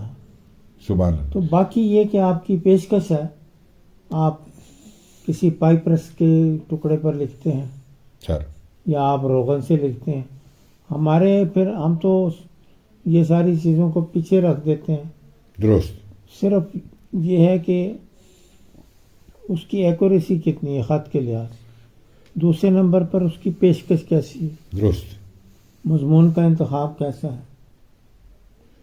اگر تو آپ نے کسی مقابلے کے لیے چیز دی ہے تو وہ تو سب لوگ ایک ہی لکھیں گے، لیکن بعض اوقات مقابلہ بالکل آزاد بھی ہوتا ہے، تو پھر اس کو آپ جج نہیں کر سکتے، بڑی مشکل پیش آتی ہے۔ درست۔ سر، آپ نے چونکہ بہت بڑے اساتذہ کی آنکھیں دیکھی ہیں اور ایک جو آپ کے استاد گرامی ہیں وہ خود ایک بہت بڑے درجے کے ایک مجتہد کی حیثیت وہ رکھتے ہیں، تو آپ نے ان سے کسب فیض کیا اور بہت عرصہ آپ نے مشق کی اور کیا آپ سمجھتے ہیں کہ وہ جو اساتذہ سے جو کچھ آپ نے لرن کیا تھا اس میں کہیں آپ نے اضافہ بھی کیا ہے؟ اور اگر وہ اضافہ ہے تو وہ کن صورتوں میں آیا ہے، کن شکلوں میں آیا ہے؟ کیسے آپ اس کو، یعنی ایک استاد کے فن پارے سے آپ اپنے اس فن کو یا اپنے پارے کو کیسے الگ کرتے ہیں؟ میں سچی بات کہوں گا، اضافہ تو کوئی نہیں میں کر سکا، کیونکہ آپ صاحب کے خط کو دیکھتے ہوئے مجھے 50 سال سے زیادہ ہو گئے، لیکن آج بھی بعض جگہوں پر آ کے میں کہتا ہوں کہ یہ تو میں نے دیکھا ہی نہیں، یہ حصہ تو دیکھا ہی نہیں۔ البتہ ان کے جلدی چلے جانے کی وجہ سے اور اتفاق سے جو اجازہ ملا اس میں انہوں نے مجھے یہی کہا کہ جس کو بھی سکھانا ہے اس سے کچھ اجرت نہیں لیں گے۔ دوسری بات یہ ہے کہ اس کو بہترین طریقے سے چیز سکھانی ہے، تو میں نے ایک چیز ادھر سے ادھر منتقل کرنے کی کوشش کی ہے۔ دوسری جو چیز میں سمجھتا ہوں اتفاق سے مجھے حاصل ہو گئی کہ جو شاگرد میرے پاس آئے ان میں سے بہت سے ایسے ہیں جنہوں نے پوری تختیاں کی ہیں اور اچھے لکھنے والے گنے جاتے ہیں، تو 12 کے قریب ایسے ہیں۔ ماشاء اللہ۔ تو آپ صاحب کا یہی تھا فرمانا کہ جب تک پورے اسباق نہ ہوں تو اگلا سبق نہیں لیا جا سکتا۔ درست دیکھیں یہ بھی ایک پروفیشنل ڈگری ہے نا، درست 4-5 سال اس میں لگتے ہیں۔ ایک خط کی مہارت آپ نے حاصل کرنی ہے تو 2 سال سے کم میں نہیں ہو سکتی، درست۔ تو اس لیے فکر کی بات نہیں، جی جی، یہ تو جو عزت لوگ کی بات آہستہ ہے۔ چل رہے ہیں وہ بھی پہنچ جائیں گے۔ صحیح ہے، صحیح ہے۔ اچھا سر، میں یہ اب جو ڈیجیٹلائزیشن ہے اور ڈیجیٹل کر دیا گیا ہے، ہمارے بہت سارے اساتذہ کے خط کو ڈیجیٹل صورت میں پیش کیا گیا، جیسے استاد نفیس رقم کے خط کو نستعلی کے نفیس کے نام سے یا نفیس رقم کے نام سے وہ آ گیا، یا اور کچھ دوست کوشش اس طرح کی کر رہے ہیں۔ اس کوشش میں آپ کیا سمجھتے ہیں ایک خطاط کی حیثیت سے، ایک استاد کی حیثیت سے، کہ کتنا حصہ اس فن کا منتقل ہو جاتا ہے اور کون سی چیزیں رہ جاتی ہیں جو ڈیجیٹل نہیں ہو سکتی؟ یہ ڈیجیٹل والے حصے کی میں جس طرح دیکھتا ہوں وہ اور ہے۔ سب سے پہلے تو آپ نیت کو دیکھنا پڑے گا۔ ایک بندے کی نیت یہ ہے کہ لوگوں میں فیض پہنچے، چیزیں پہنچے، زیادہ سے زیادہ لوگوں کو پہنچے۔ کچھ لوگ اس کو بیچنا چاہتے ہیں، کچھ لوگ اس کی وجہ سے دھوکہ کرنا چاہتے ہیں۔ دیکھیں نا، جی آپ کے پاس شکل موجود ہے، آپ نے اس کی پلیسنگ کر کے تو اپنا فن پارہ بنا لی۔ ہاں، کمپیوٹر کے ذریعے سے آپ اس کو کمال پر بھی پہنچا سکتے ہیں کہ کمپیوٹر سے آپ چیک کریں اپنی غلطیوں کو، لیکن آپ کا اپنا کام ہونا چاہیے۔ جتنی مرضی آپ اس میں ٹیکنیکل ایڈوانٹیج استعمال کریں، لیکن دھوکے فریب والا عنصر نہیں ہونا چاہیے، کیونکہ وہ بالآخر سمجھ آ جاتی، وہ زیادہ دیر نہیں چلتا۔ تو یہ میرا نقطہ نظر ہے۔ اب جو جیسے آپ نے فرمایا کہ استاد باقاعدہ ایک اجازہ جاری کرتا تھا کہ یہ اب طالب علم نے سیکھا، کسب فیض کیا اور اب یہ اس قابل ہے کہ یہ آگے خط کو چلا سکتا ہے، تو باقاعدہ ایک سند امتیاز یا ایک اجازہ مل جاتا۔ اب یہ جو ڈیجیٹل سکھائی جا رہی ہے، خطاطی کی مختلف کورسز کرائے جاتے ہیں، کلاسیں پڑھائی جاتی ہیں، کیا اس کے لیے بھی کسی اجازے کی ضرورت ہے؟ نہیں، اس کے لیے اجازہ کیا ہوگا، وہ اس کا لکھا ہوا جو ہے وہ خود بولے گا۔ اگر تو واقعی ٹھیک لکھ لیا تو وہ اپنا استناد خود ہی ہو جائے گا۔ دیکھیں، آپ کی دنیا میں ڈیجیٹل انقلاب کی وجہ سے اور بھی کئی تبدیلیاں آ رہی۔ بہت سے لوگ اب اتنے ایک خاص پرسنٹیج ایسی پیدا ہو گئی ہے کہ جو آن لائن ہی کام کرتے ہیں، وہ کہیں نہیں جاتے، کوئی دفتر نہیں ہے، درست. اسی طرح اب اجازہ نہیں ہے تو کوئی بات نہیں، ورنہ اجازہ کا معنی تھا گریجویشن. سر. تو اب تبدیلیاں ہو رہی ہیں تو وہ ایک مثبت پہلو بھی ہے کہ آپ کو دنیا کے بہترین لوگوں کا کام دیکھ لیتے ہیں. میں آج تک بھی موبائل سے بھی میں بھی سیکھتا ہوں. یہ سیکھنے کا عمل کبھی ختم نہیں ہوتا.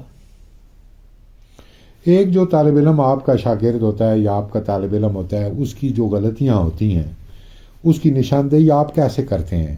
اور پھر یہ کہ کون سے ایسے حروف ہیں یا کون سے جہاں پر اس کی آزمائش ہوتی ہے، آپ سمجھتے ہیں کہ یہ اگر یہ صحیح کر لے گا تو یہ آگے نکل جائے گا، وہ حروف، وہ مقامات، وہ جگہیں کون سی ہیں ایک استاد کی حیثیت سے کہ آپ اپنے طالب علم کو جب وہ سکھا رہے ہوتے ہیں تو نشاندہی کیسے کرتے ہیں؟ اب ہم نستعلیق کے اندر رہ کے بات کریں گے. سر.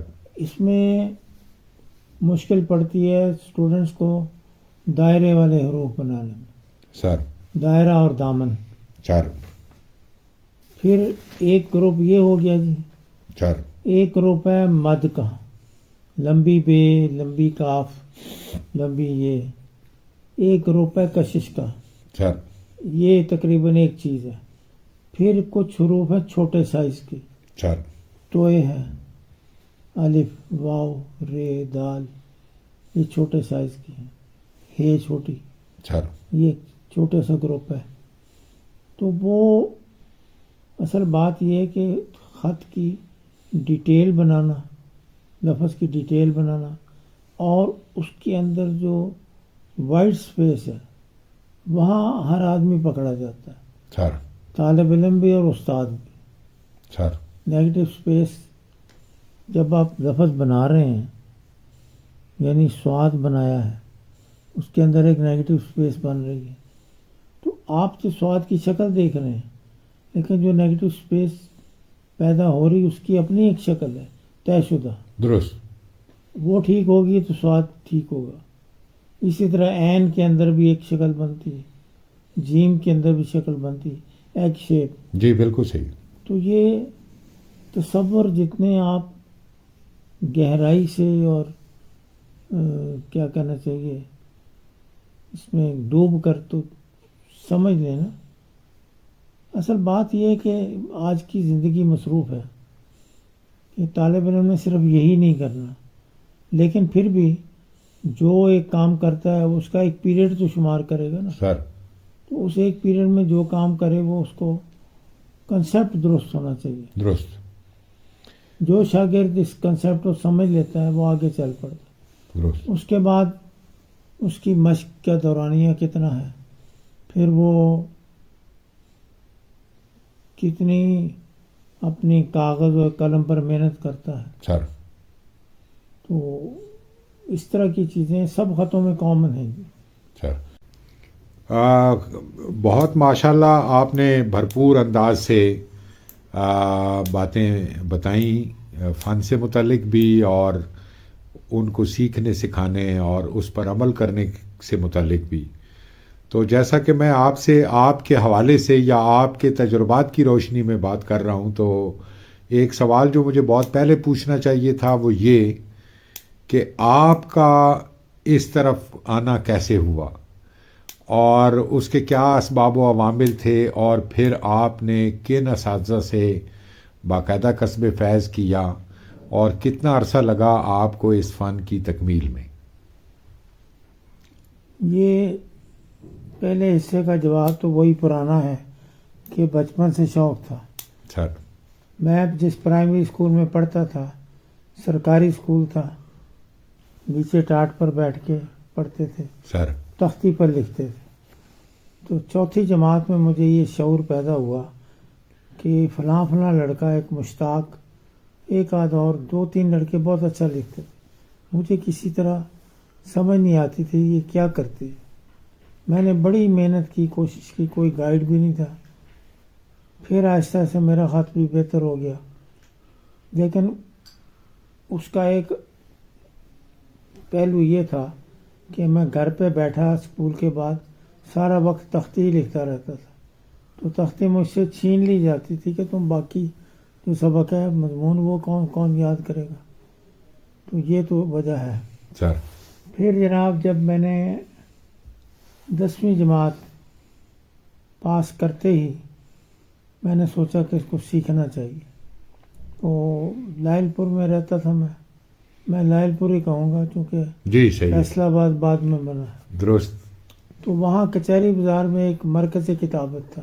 اچھا جی. وہاں ایک بزرگ تھے چودھری صدیق صاحب، بہت پڑھے لکھے آدمی اور بہت اچھے لوگوں کو سکھایا انہوں نے. ماشاء اللہ. تو ان کے پاس میں نے جو سبق تختی پر پورے کیے، میں خود حیران ہوتا ہوں بیان کرتے ہوئے بھی کہ 2 مہینے بھی نہیں لگے کہ سارے اسباق پورے ہو. سبحان اللہ. ماشاء اللہ. حتیٰ کہ آخری دن یہ تھا کہ میم کی تختی ہوتی سیکنڈ لاسٹ، وہ میں نے لکھی تو میں نے دکھائی، کہتے اب یہ لکھو.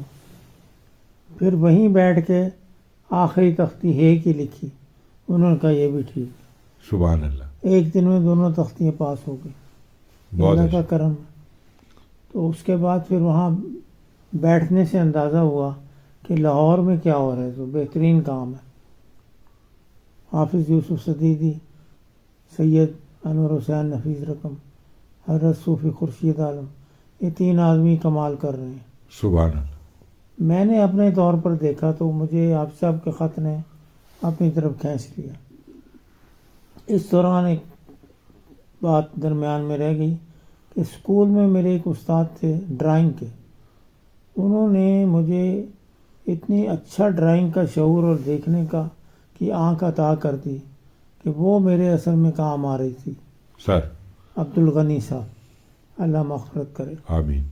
تو یہ اپنے استاد صاحب سے میں نے پوچھا، کہتے بھی آپ صاحب سے میری کوئی ملاقات نہیں، صوفی صاحب سے ہے اور شاہ صاحب سے، جس کے پاس کہتے ہو تو میں چھوڑ آتا ہوں. میں نے کہا میں نے نہیں ادھر جانا، میں نے ادھر ہی جانا. مجھے وہ اتنی خوبصورتیاں تھیں اس میں اور اتنا لوچ تھا، اتنی گرفت تھی، اس کی بیان کے لیے الفاظ نہیں ہے میرے پاس. درست. تو وہ پھر انہوں نے کہا بھی میں تو نہیں جا سکتا. بہرحال اللہ کی قدرت تھی، میں پہنچ گیا وہاں بھی امروز کے دفتر میں. وہ جو خوشنویس تھے وہ ہمارے ایک عزیز تھے، ان کا رسالہ تھا حور، وہاں اس کے خوشنویس تھے، وہ امروز میں کام کرتے تھے. سر. ان کے ذریعے بزرگوں نے کہا بھی تم چلے جاؤ، کوئی بات نہیں. تو ڈاکٹر ہدایت اللہ، انہوں نے آپ صاحب سے کہا جی یہ لڑکا بڑا شوقین ہے. تو کمرہ لمبا سا تھا، سب سے پہلی سیٹ دروازے سے داخل ہوتی ہدایت اللہ صاحب کی تھی، آپ سب کی آخری سامنے سیٹ تھی. تو انہوں نے کہا بھئی آپ خود ہی اس کو بتا دیا کریں. میرا دل بجھ گیا. تو پھر انہوں نے کہا جی یہ لڑکا بڑا شوقین ہے، یہ اپنا کام بھی لایا ہے، آپ دیکھیں تو صحیح، مبتدی ہوتا تو میں بتا دیتا.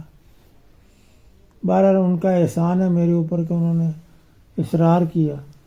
تو آپ صاحب بڑے موڈ میں آ گئے، کہتے اچھا جی، یہ ان کا خاص سٹائل تھا.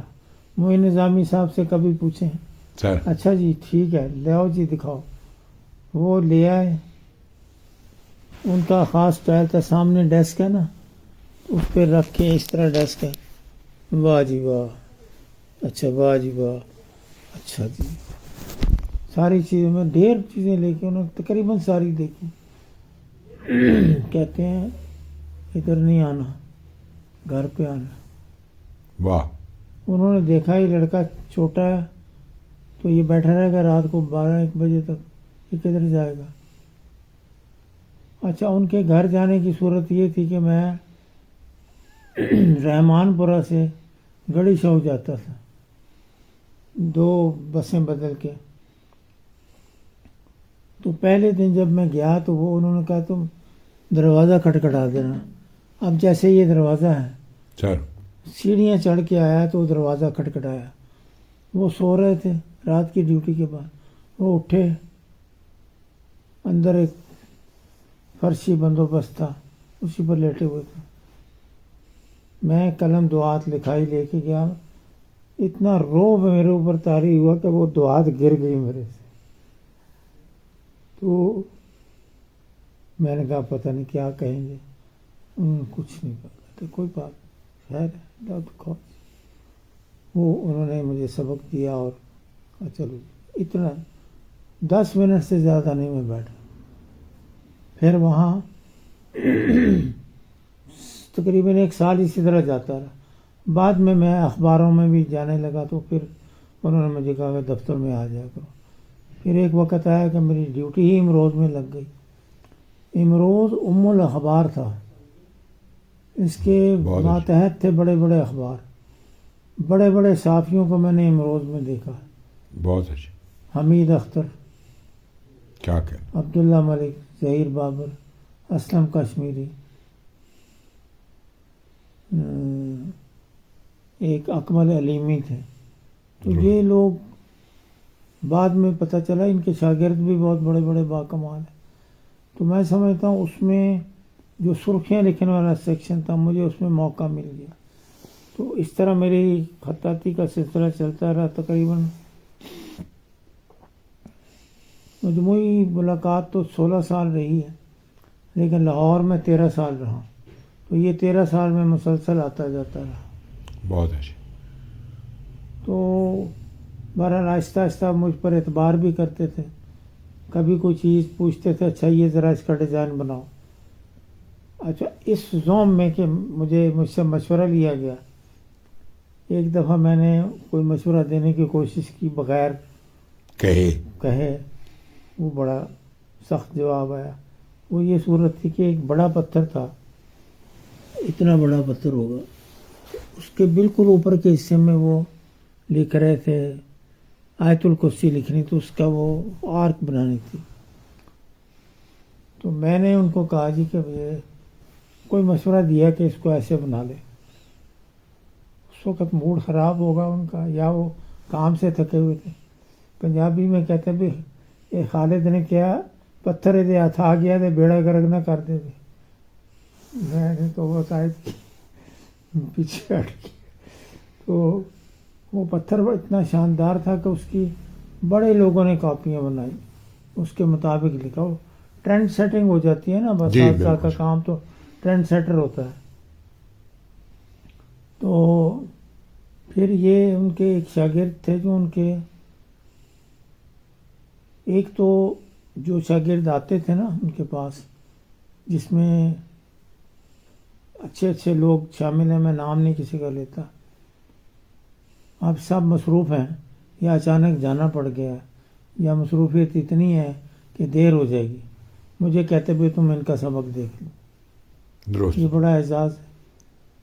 پھر ایک دفعہ ایک ان کے گاؤں کے کوئی صاحب تھے، رشتہ دار تھے، بڑی عمر کے تھے، یعنی اس وقت میری عمر 20 سال تھی، تو ان بزرگوں کی عمر مجھ سے دگنی ہوگی.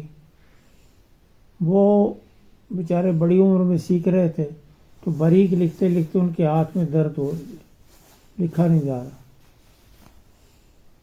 ایک دن آپ صاحب نے کہا جی ان کو ادھر اوپر بٹھاؤ. اپنے اکیلا میں رہتا تھا گوال منڈی میں، کسان بیج کمپنی اس کے دفتر کے اوپر، اس کے سامنے 3ری-4 منزل پر تھا. اور وہ کمپنی کس کی تھی؟ مستنصر حسین تارڑ کے والد صاحب. اچھا. یہ بھی کبھی کبھی بیٹھے نظر آتے تھے. یہ کم بیٹھتے تھے، ان کا بھائی زیادہ بیٹھتے. بعد میں ظاہر ہے کسی اور دنیا میں نکل گئے، لیکن یہ تارڑ صاحب ہی آپ صاحب کے بڑے نیاز مندوں میں جاننے والے اور ان کی تعریف کرتے. تو اس شاگرد کو جو میری سے دگنی عمر کا تھا، مجھے آپ سے نے کہا اس کو لکھوانا ہے، رعایت بالکل نہیں کرنی. خود چونکہ عزیز تھا تو رعایت کرنی پڑتی تھی. میں نے کہا ٹھیک ہے. وہ آ کے بیٹھ گئے. میں نے کہا جی میں ذرا جا رہا ہوں کھانا کھانے، تو میں آؤں گا 2 گھنٹے بعد. یہ کالم پورا ہونا چاہیے، کیونکہ اخبار میں ڈیوٹی 1.5 کالم کی، آپ کیسے لکھیں. میں آیا تو ان کا برا حال. میں نے کہا جی لکھنا ہی لکھنا ہے، یہ ٹھیک ہو جائے گا. مجھے بھی بہت درد ہوتی تھی، ایسے کہہ دیا. تو ان کو میں نے 15-20 دن مہینہ بالکل رعایت نہیں کی، پوری ڈیوٹی جیسے اخبار میں ہوتی. وہ واقعی ٹھیک ہو گیا، خط بھی کچھ بہتر ہوا مسلسل مشق سے. تو ایک دن میں نے کہا جی وہ آپ دیکھ لیں. تو وہ صاحب بھی جھجکتے ہوئے آگے بڑھے تو آپ صاحب اس کی طرف دیکھ کے مسکرائے، کہتے ہیں کرو نکلو تو کوئی لفظ جاندہ ماشاء اللہ فائدہ ہو جاتا ہے، گھر سے نکلو. تو انہوں نے اپنی پلاننگ سے مجھے یہ سارا منصوبہ دیا تھا. ماشاء اللہ. ایک اور بات، میں جی بسم اللہ. ایک ارشد قریشی ہوتے تھے، یہ ایڈیشنل سیکرٹری تھے، ویسے مقتدرہ کے سیکرٹری بھی رہ چکے ہیں. سر ان کا اپنا ادارہ تھا المعارف کے نام سے. میں نے تھوڑی سی عربی پڑھی، کچھ غور سے لکھتا تھا عبارت کو، تو وہ آپ سب نے ایک آیت لکھی، الا ان اولیاء اللہ لا خوف علیہم ولا هم یحزنون. تو اس سے پہلے کی بات ہے، یہ بعد میں بتاؤں گا. ایک دفعہ کچھ چیز لکھ رہے ہیں آپ سب، الحمدللہ رب العالمین. اب ایک اسکوئر میں الحمد رب العالمین لکھا ہے، میں سمجھا کہ للہ کا لفظ اوپر لکھا جائے گا، ڈیزائن ہے. آخر جب میں نے دیکھا کہ لکھ ہی نہیں رہے اوپر، میں نے کہا جی کیا لکھ رہے ہیں؟ کہتے ہیں الحمدللہ رب العالمین. میں نے کہا للہ کہاں لکھیں گے؟ کہتے تو دیکھی جاندہ تو بولتا نہیں. میں پھر چپ کر گیا. پھر انہوں نے دوبارہ لکھا. تو اس وجہ سے ایک اعتماد ان کو تھا میرے اوپر، کام دے کے یا ایک بڑا کام میرے سپرد کر کے اس کی سپرویژن مجھے دے دیتے تھے کہ 10 بندوں سے کام کرانا ہے تو یہ ایک ایک کو واچ کرنا ہے. تو وہ اسی خیال میں ایک دن انہوں نے وہ آیت لکھی. ارشد قریشی صاحب بیٹھے ہوئے تھے تو مجھے کہتے ذرا دیکھو بھائی. اچھا میں نے ایک دفعہ دیکھا، 2 دفعہ دیکھا، 3 دفعہ دیکھا. مجھے لگا کہ اس میں ایک لا کم ہے. اس آیت میں 3 دفعہ لام الف لا آتا ہے، اس میں غلطی سے 2 دفعہ لکھا گیا. ثلث کی کمپوزیشن ہے، کنفیوزنگ ہوتی ہے. میں نے ڈرتے ڈرتے کہا، میں نے کہا مجھے لگتا ہے ایک لا کم ہو گیا. کہتے ہاں. پھر انہوں نے اس کو بڑی طریقے سے ایڈجسٹ کیا جلدی، لیکن انہوں نے اس کا فائدہ یہ ہوا کہ بعد میں ارشد قریشی صاحب یہاں آئے مقتدرہ میں. وہ کوئی بھی انٹرویو ہوتا تھا خطاطی کا، پروف ریڈنگ کا، مجھے ضرور بلاتے تھے. ماشاء اللہ. خواہ مخواہ. نہیں ایسے نہیں، خواہ مخواہ نہیں ہے. وہ بڑے ویسے باذوق آدمی تھے، لیکن اس واقعے کی وجہ سے انہوں نے بڑی میرے ساتھ ہمیشہ محبت کا سلوک کیا. بہت اچھے. یہ واقعہ صرف آپ کو سنا رہا ہوں، لوگوں کو نہیں سنا رہا. جی بہت اچھے ماشاء اللہ. دیکھیں یہ حسن ہے، اور استاد اپنے شاگردوں میں وہ دیکھ رہا ہوتا ہے، اور وہ اجازت جب دیتا ہے یا آگے بڑھانے کے لیے تو وہ. پھر میں نے جب عربی کا واقعہ بتاؤں آپ کو، میں ایک دن بیٹھا کوئی چیز لکھ رہا تھا امروز کے دفتر میں. ہم ویسے بھی بیٹھے رہتے تھے وہاں پہ اپنے کام کے لیے بھی، صبح شام کا کوئی حساب نہیں. وہ جناب کوئی آیت لکھ رہا تھا، چھوٹی سی حوالے کے طور پہ. کچھ زبر زیر کی غلطی تھی. ایک صاحب آئے، پان منہ میں دبایا ہوا، بزرگ ہیں، بہت عالم تھے. میں ابھی نام بتاتا ہوں آپ کو. انہوں نے کہا کاکا کی لکھنا پہ؟ میں نے کہا جی دیکھو یہاں زیر آنی چاہیے. میں نے پورے دھڑلے سے کہا جی میں قرآن پاک دیکھ کے تو پھر ٹھیک کروں گا. کہتے اچھا تو جی تو عربی پڑھ رہے میں تو چنگا نہیں. یہ حافظ افضل فقیر صاحب، کیا کہنے ہیں. واہ، بہت عالم، بہت بڑے عالم اور شاعر بے پناہ. انہوں نے کہا جی تو عربی پڑھ رہے میں چنگا نہ رہے. وہ میں نے تھوڑی سی عربی پڑھ لی تو اللہ نے بڑا کرم کیا. اس کے علاوہ ہمارے ایک دوست تھے سید اکرام الحق صاحب، وہ محسن خطاطی تھے. جمال یوسف کا انتساب ان کے نام ہے. ان کے احسانات مجھ پر بہت زیادہ ہیں. ماشاء اللہ. وہ نمائشیں کراتے تھے اور مذاکرے بھی کراتے تھے. بہت اچھے. یہ جو میوزیم ہے نا، اس میں ایک مذاکرہ ہوا. ڈاکٹر عبداللہ چغتائی بھی تھے، ڈاکٹر نذیر احمد بھی تھے، کیا کہنے. ڈاکٹر ناموس شجاع ناموس بھی آئے ہوئے تھے، کیا کہنے. ڈاکٹر انور شمل بھی آئی ہوئی تھی. ماشاء اللہ. میں نے ایک بہت بڑی چیز لکھی، 4-6 کاغذ جوڑ کے. کوئی عقل نہیں تھی، تو وہ بہت بڑی چیز ہے. وہ ساری نمائش کو کھا گئی. ڈاکٹر ناموس صاحب کو پتہ ہے ذرا حد سے زیادہ جو پڑھا ہوا استاد ہوتا ہے وہ پھر کھسک بھی جاتا ہے. اس نے کہا یہ کس نے لکھا ہے, بلاؤ اس کو. میں چلا گیا, یہ تم نے لکھا ہے؟ میں کہا جی میں نے لکھا ہے. بہت اچھا لکھا. میں کہا بس اللہ کی مہربانی. نہیں تم نے محنت کی ہے. پھر کہتے ہیں اچھا کوئی پیسوں کی ضرورت ہو تو مجھے بتانا. تو اس طرح ڈاکٹر ان لوگوں کو ہم نے دیکھا ہے, سبحان اللہ. ان کی باتیں سنی ہیں. حافظ صاحب کے پاس رہنے کا فائدہ یہ تھا کہ ان کے پاس بڑے بڑے اصحاب علم آتے تھے. یہ جن کی ابھی بات کی جی اپنے حافظ افسر فقیر صاحب, حافظ احمد یار صاحب, کیا کہتے فاروقی صاحب, کیا نام ہے, برہان احمد فاروقی, احمد ندیم قاسمی, ہاں جی, اس طرح کے بے شمار. ہاں جی, یہ بہت لوگ آتے تھے. اس کے علاوہ وہ ریڈیو پاکستان والے سلیم گیلانی بھی آیا کرتے تھے. ماشاء اللہ. تو یعنی وہ ایک ماحول ایسا, ان لوگوں سے بڑی مجھے چیزیں حاصل ہوئی.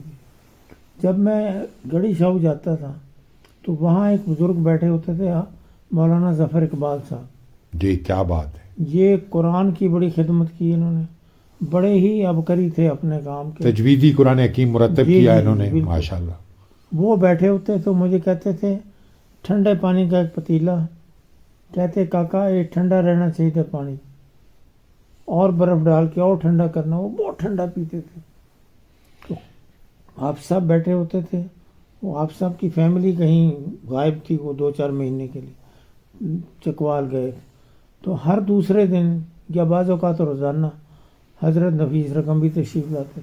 کیا بات. ایک دن آئے, باتیں کر کے چلے گئے, مجھے پتہ ہی نہیں ہے کون ہے. تو اگلے دن پھر آئے, مجھے کہتے ہیں دیکھو کون. میں نے کہا جو کل والے مولوی صاحب آئے ہیں. کہتے ہیں بیوقوف یہ شاہ صاحب ہیں, نفیس صاحب ہیں. پھر مجھے اندازہ ہوا کہ کون شخصیت. اس وقت ان کی عمر کو 38 سال 35 سال ہوگی, 38 سال ہوگی. ماشاء اللہ. بھرپور شاندار.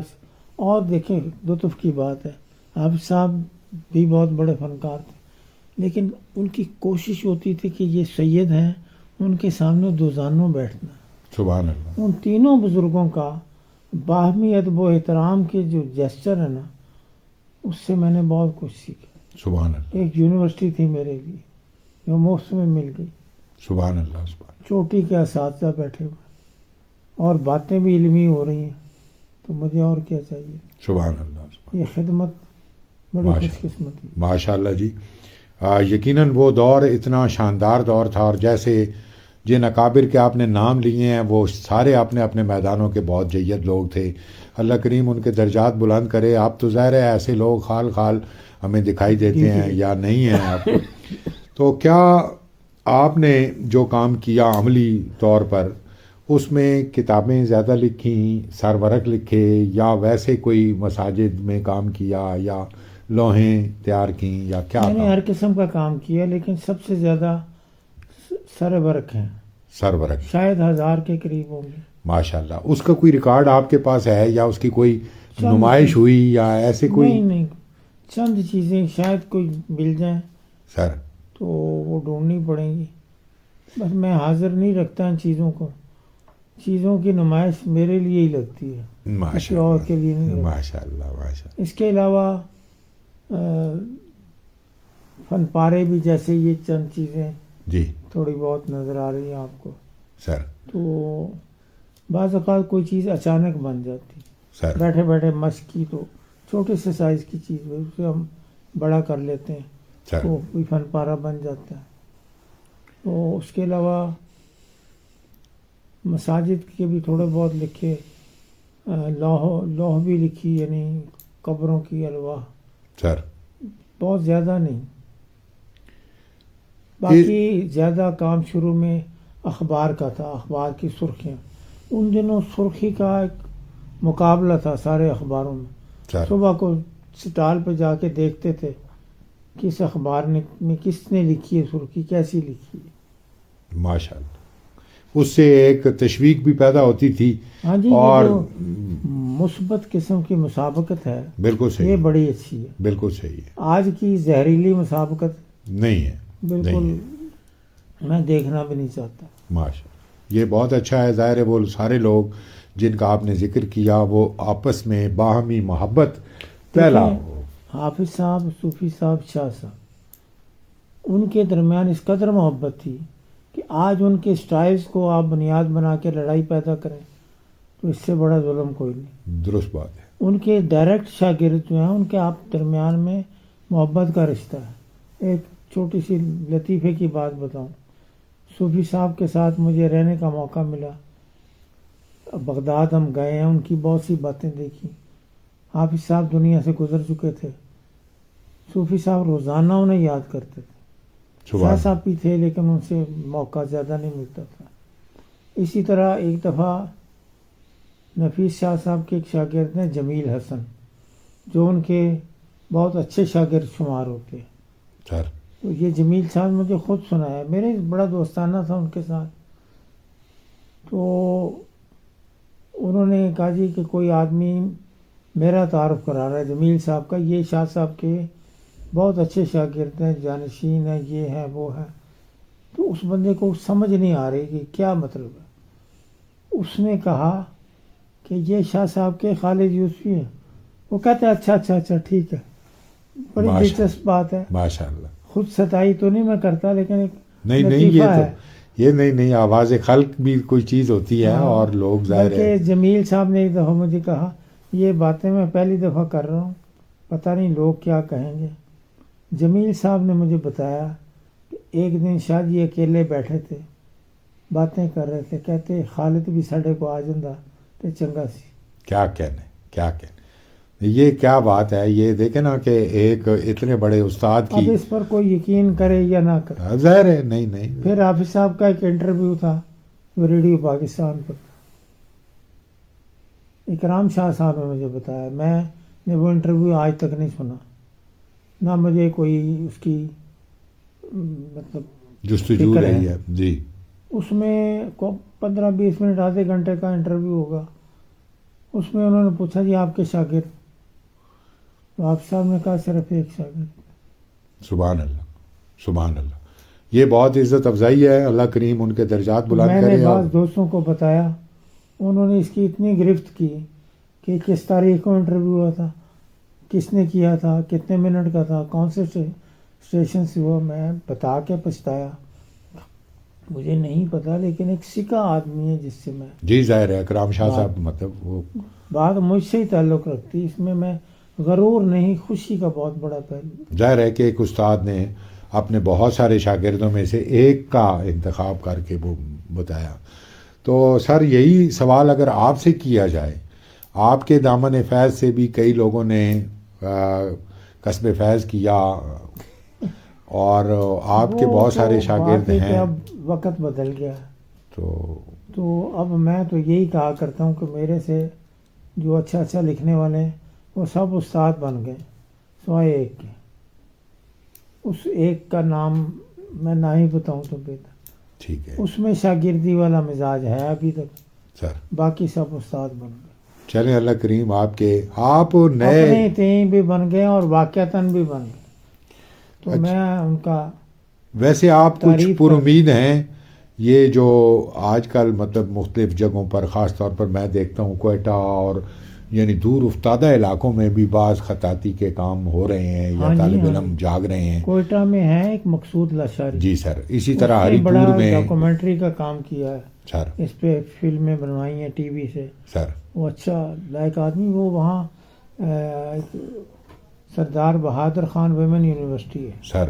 تو اس کے اندر وہ شاید کام کرتا ہے ان کا فائن آرٹ ڈپارٹمنٹ. سر علمی آدمی. اسی طرح کچھ خطاط یہ ہزارہ کی زمین میں ہیں، کچھ مطلب آگے میں پیچھے. سمجھتا ہوں گیون سچویشن میں ان کی خدمات بہترین ہیں. دیکھیں نا ایک دائرہ ہے جس سے وہ باہر نہیں نکل سکتے کسی وجہ سے. سر یا ان کا علم فن کی بھی اپروچ زیادہ آگے تک نہیں ہے، لیکن وہ ایک فیض جاری رکھے. آپ آگے ہی تو دے رہے ہیں نا کچھ لوگوں کو. وہ اپنا روزگار سیدھا کرتے ہیں. سر خالی شوقیہ تو کوئی نہیں سیکھتا. درست بات ہے. تو میں سمجھتا ہوں جو لوگ جہاں بھی خدمت انجام دے رہے ہیں میں تو ان کا شکریہ ادا کرتا ہوں. ماشاء اللہ. ہر کسی کو موقع نہیں ہوتا بڑے شہر میں جانے کا. بالکل صحیح فرما رہے ہیں.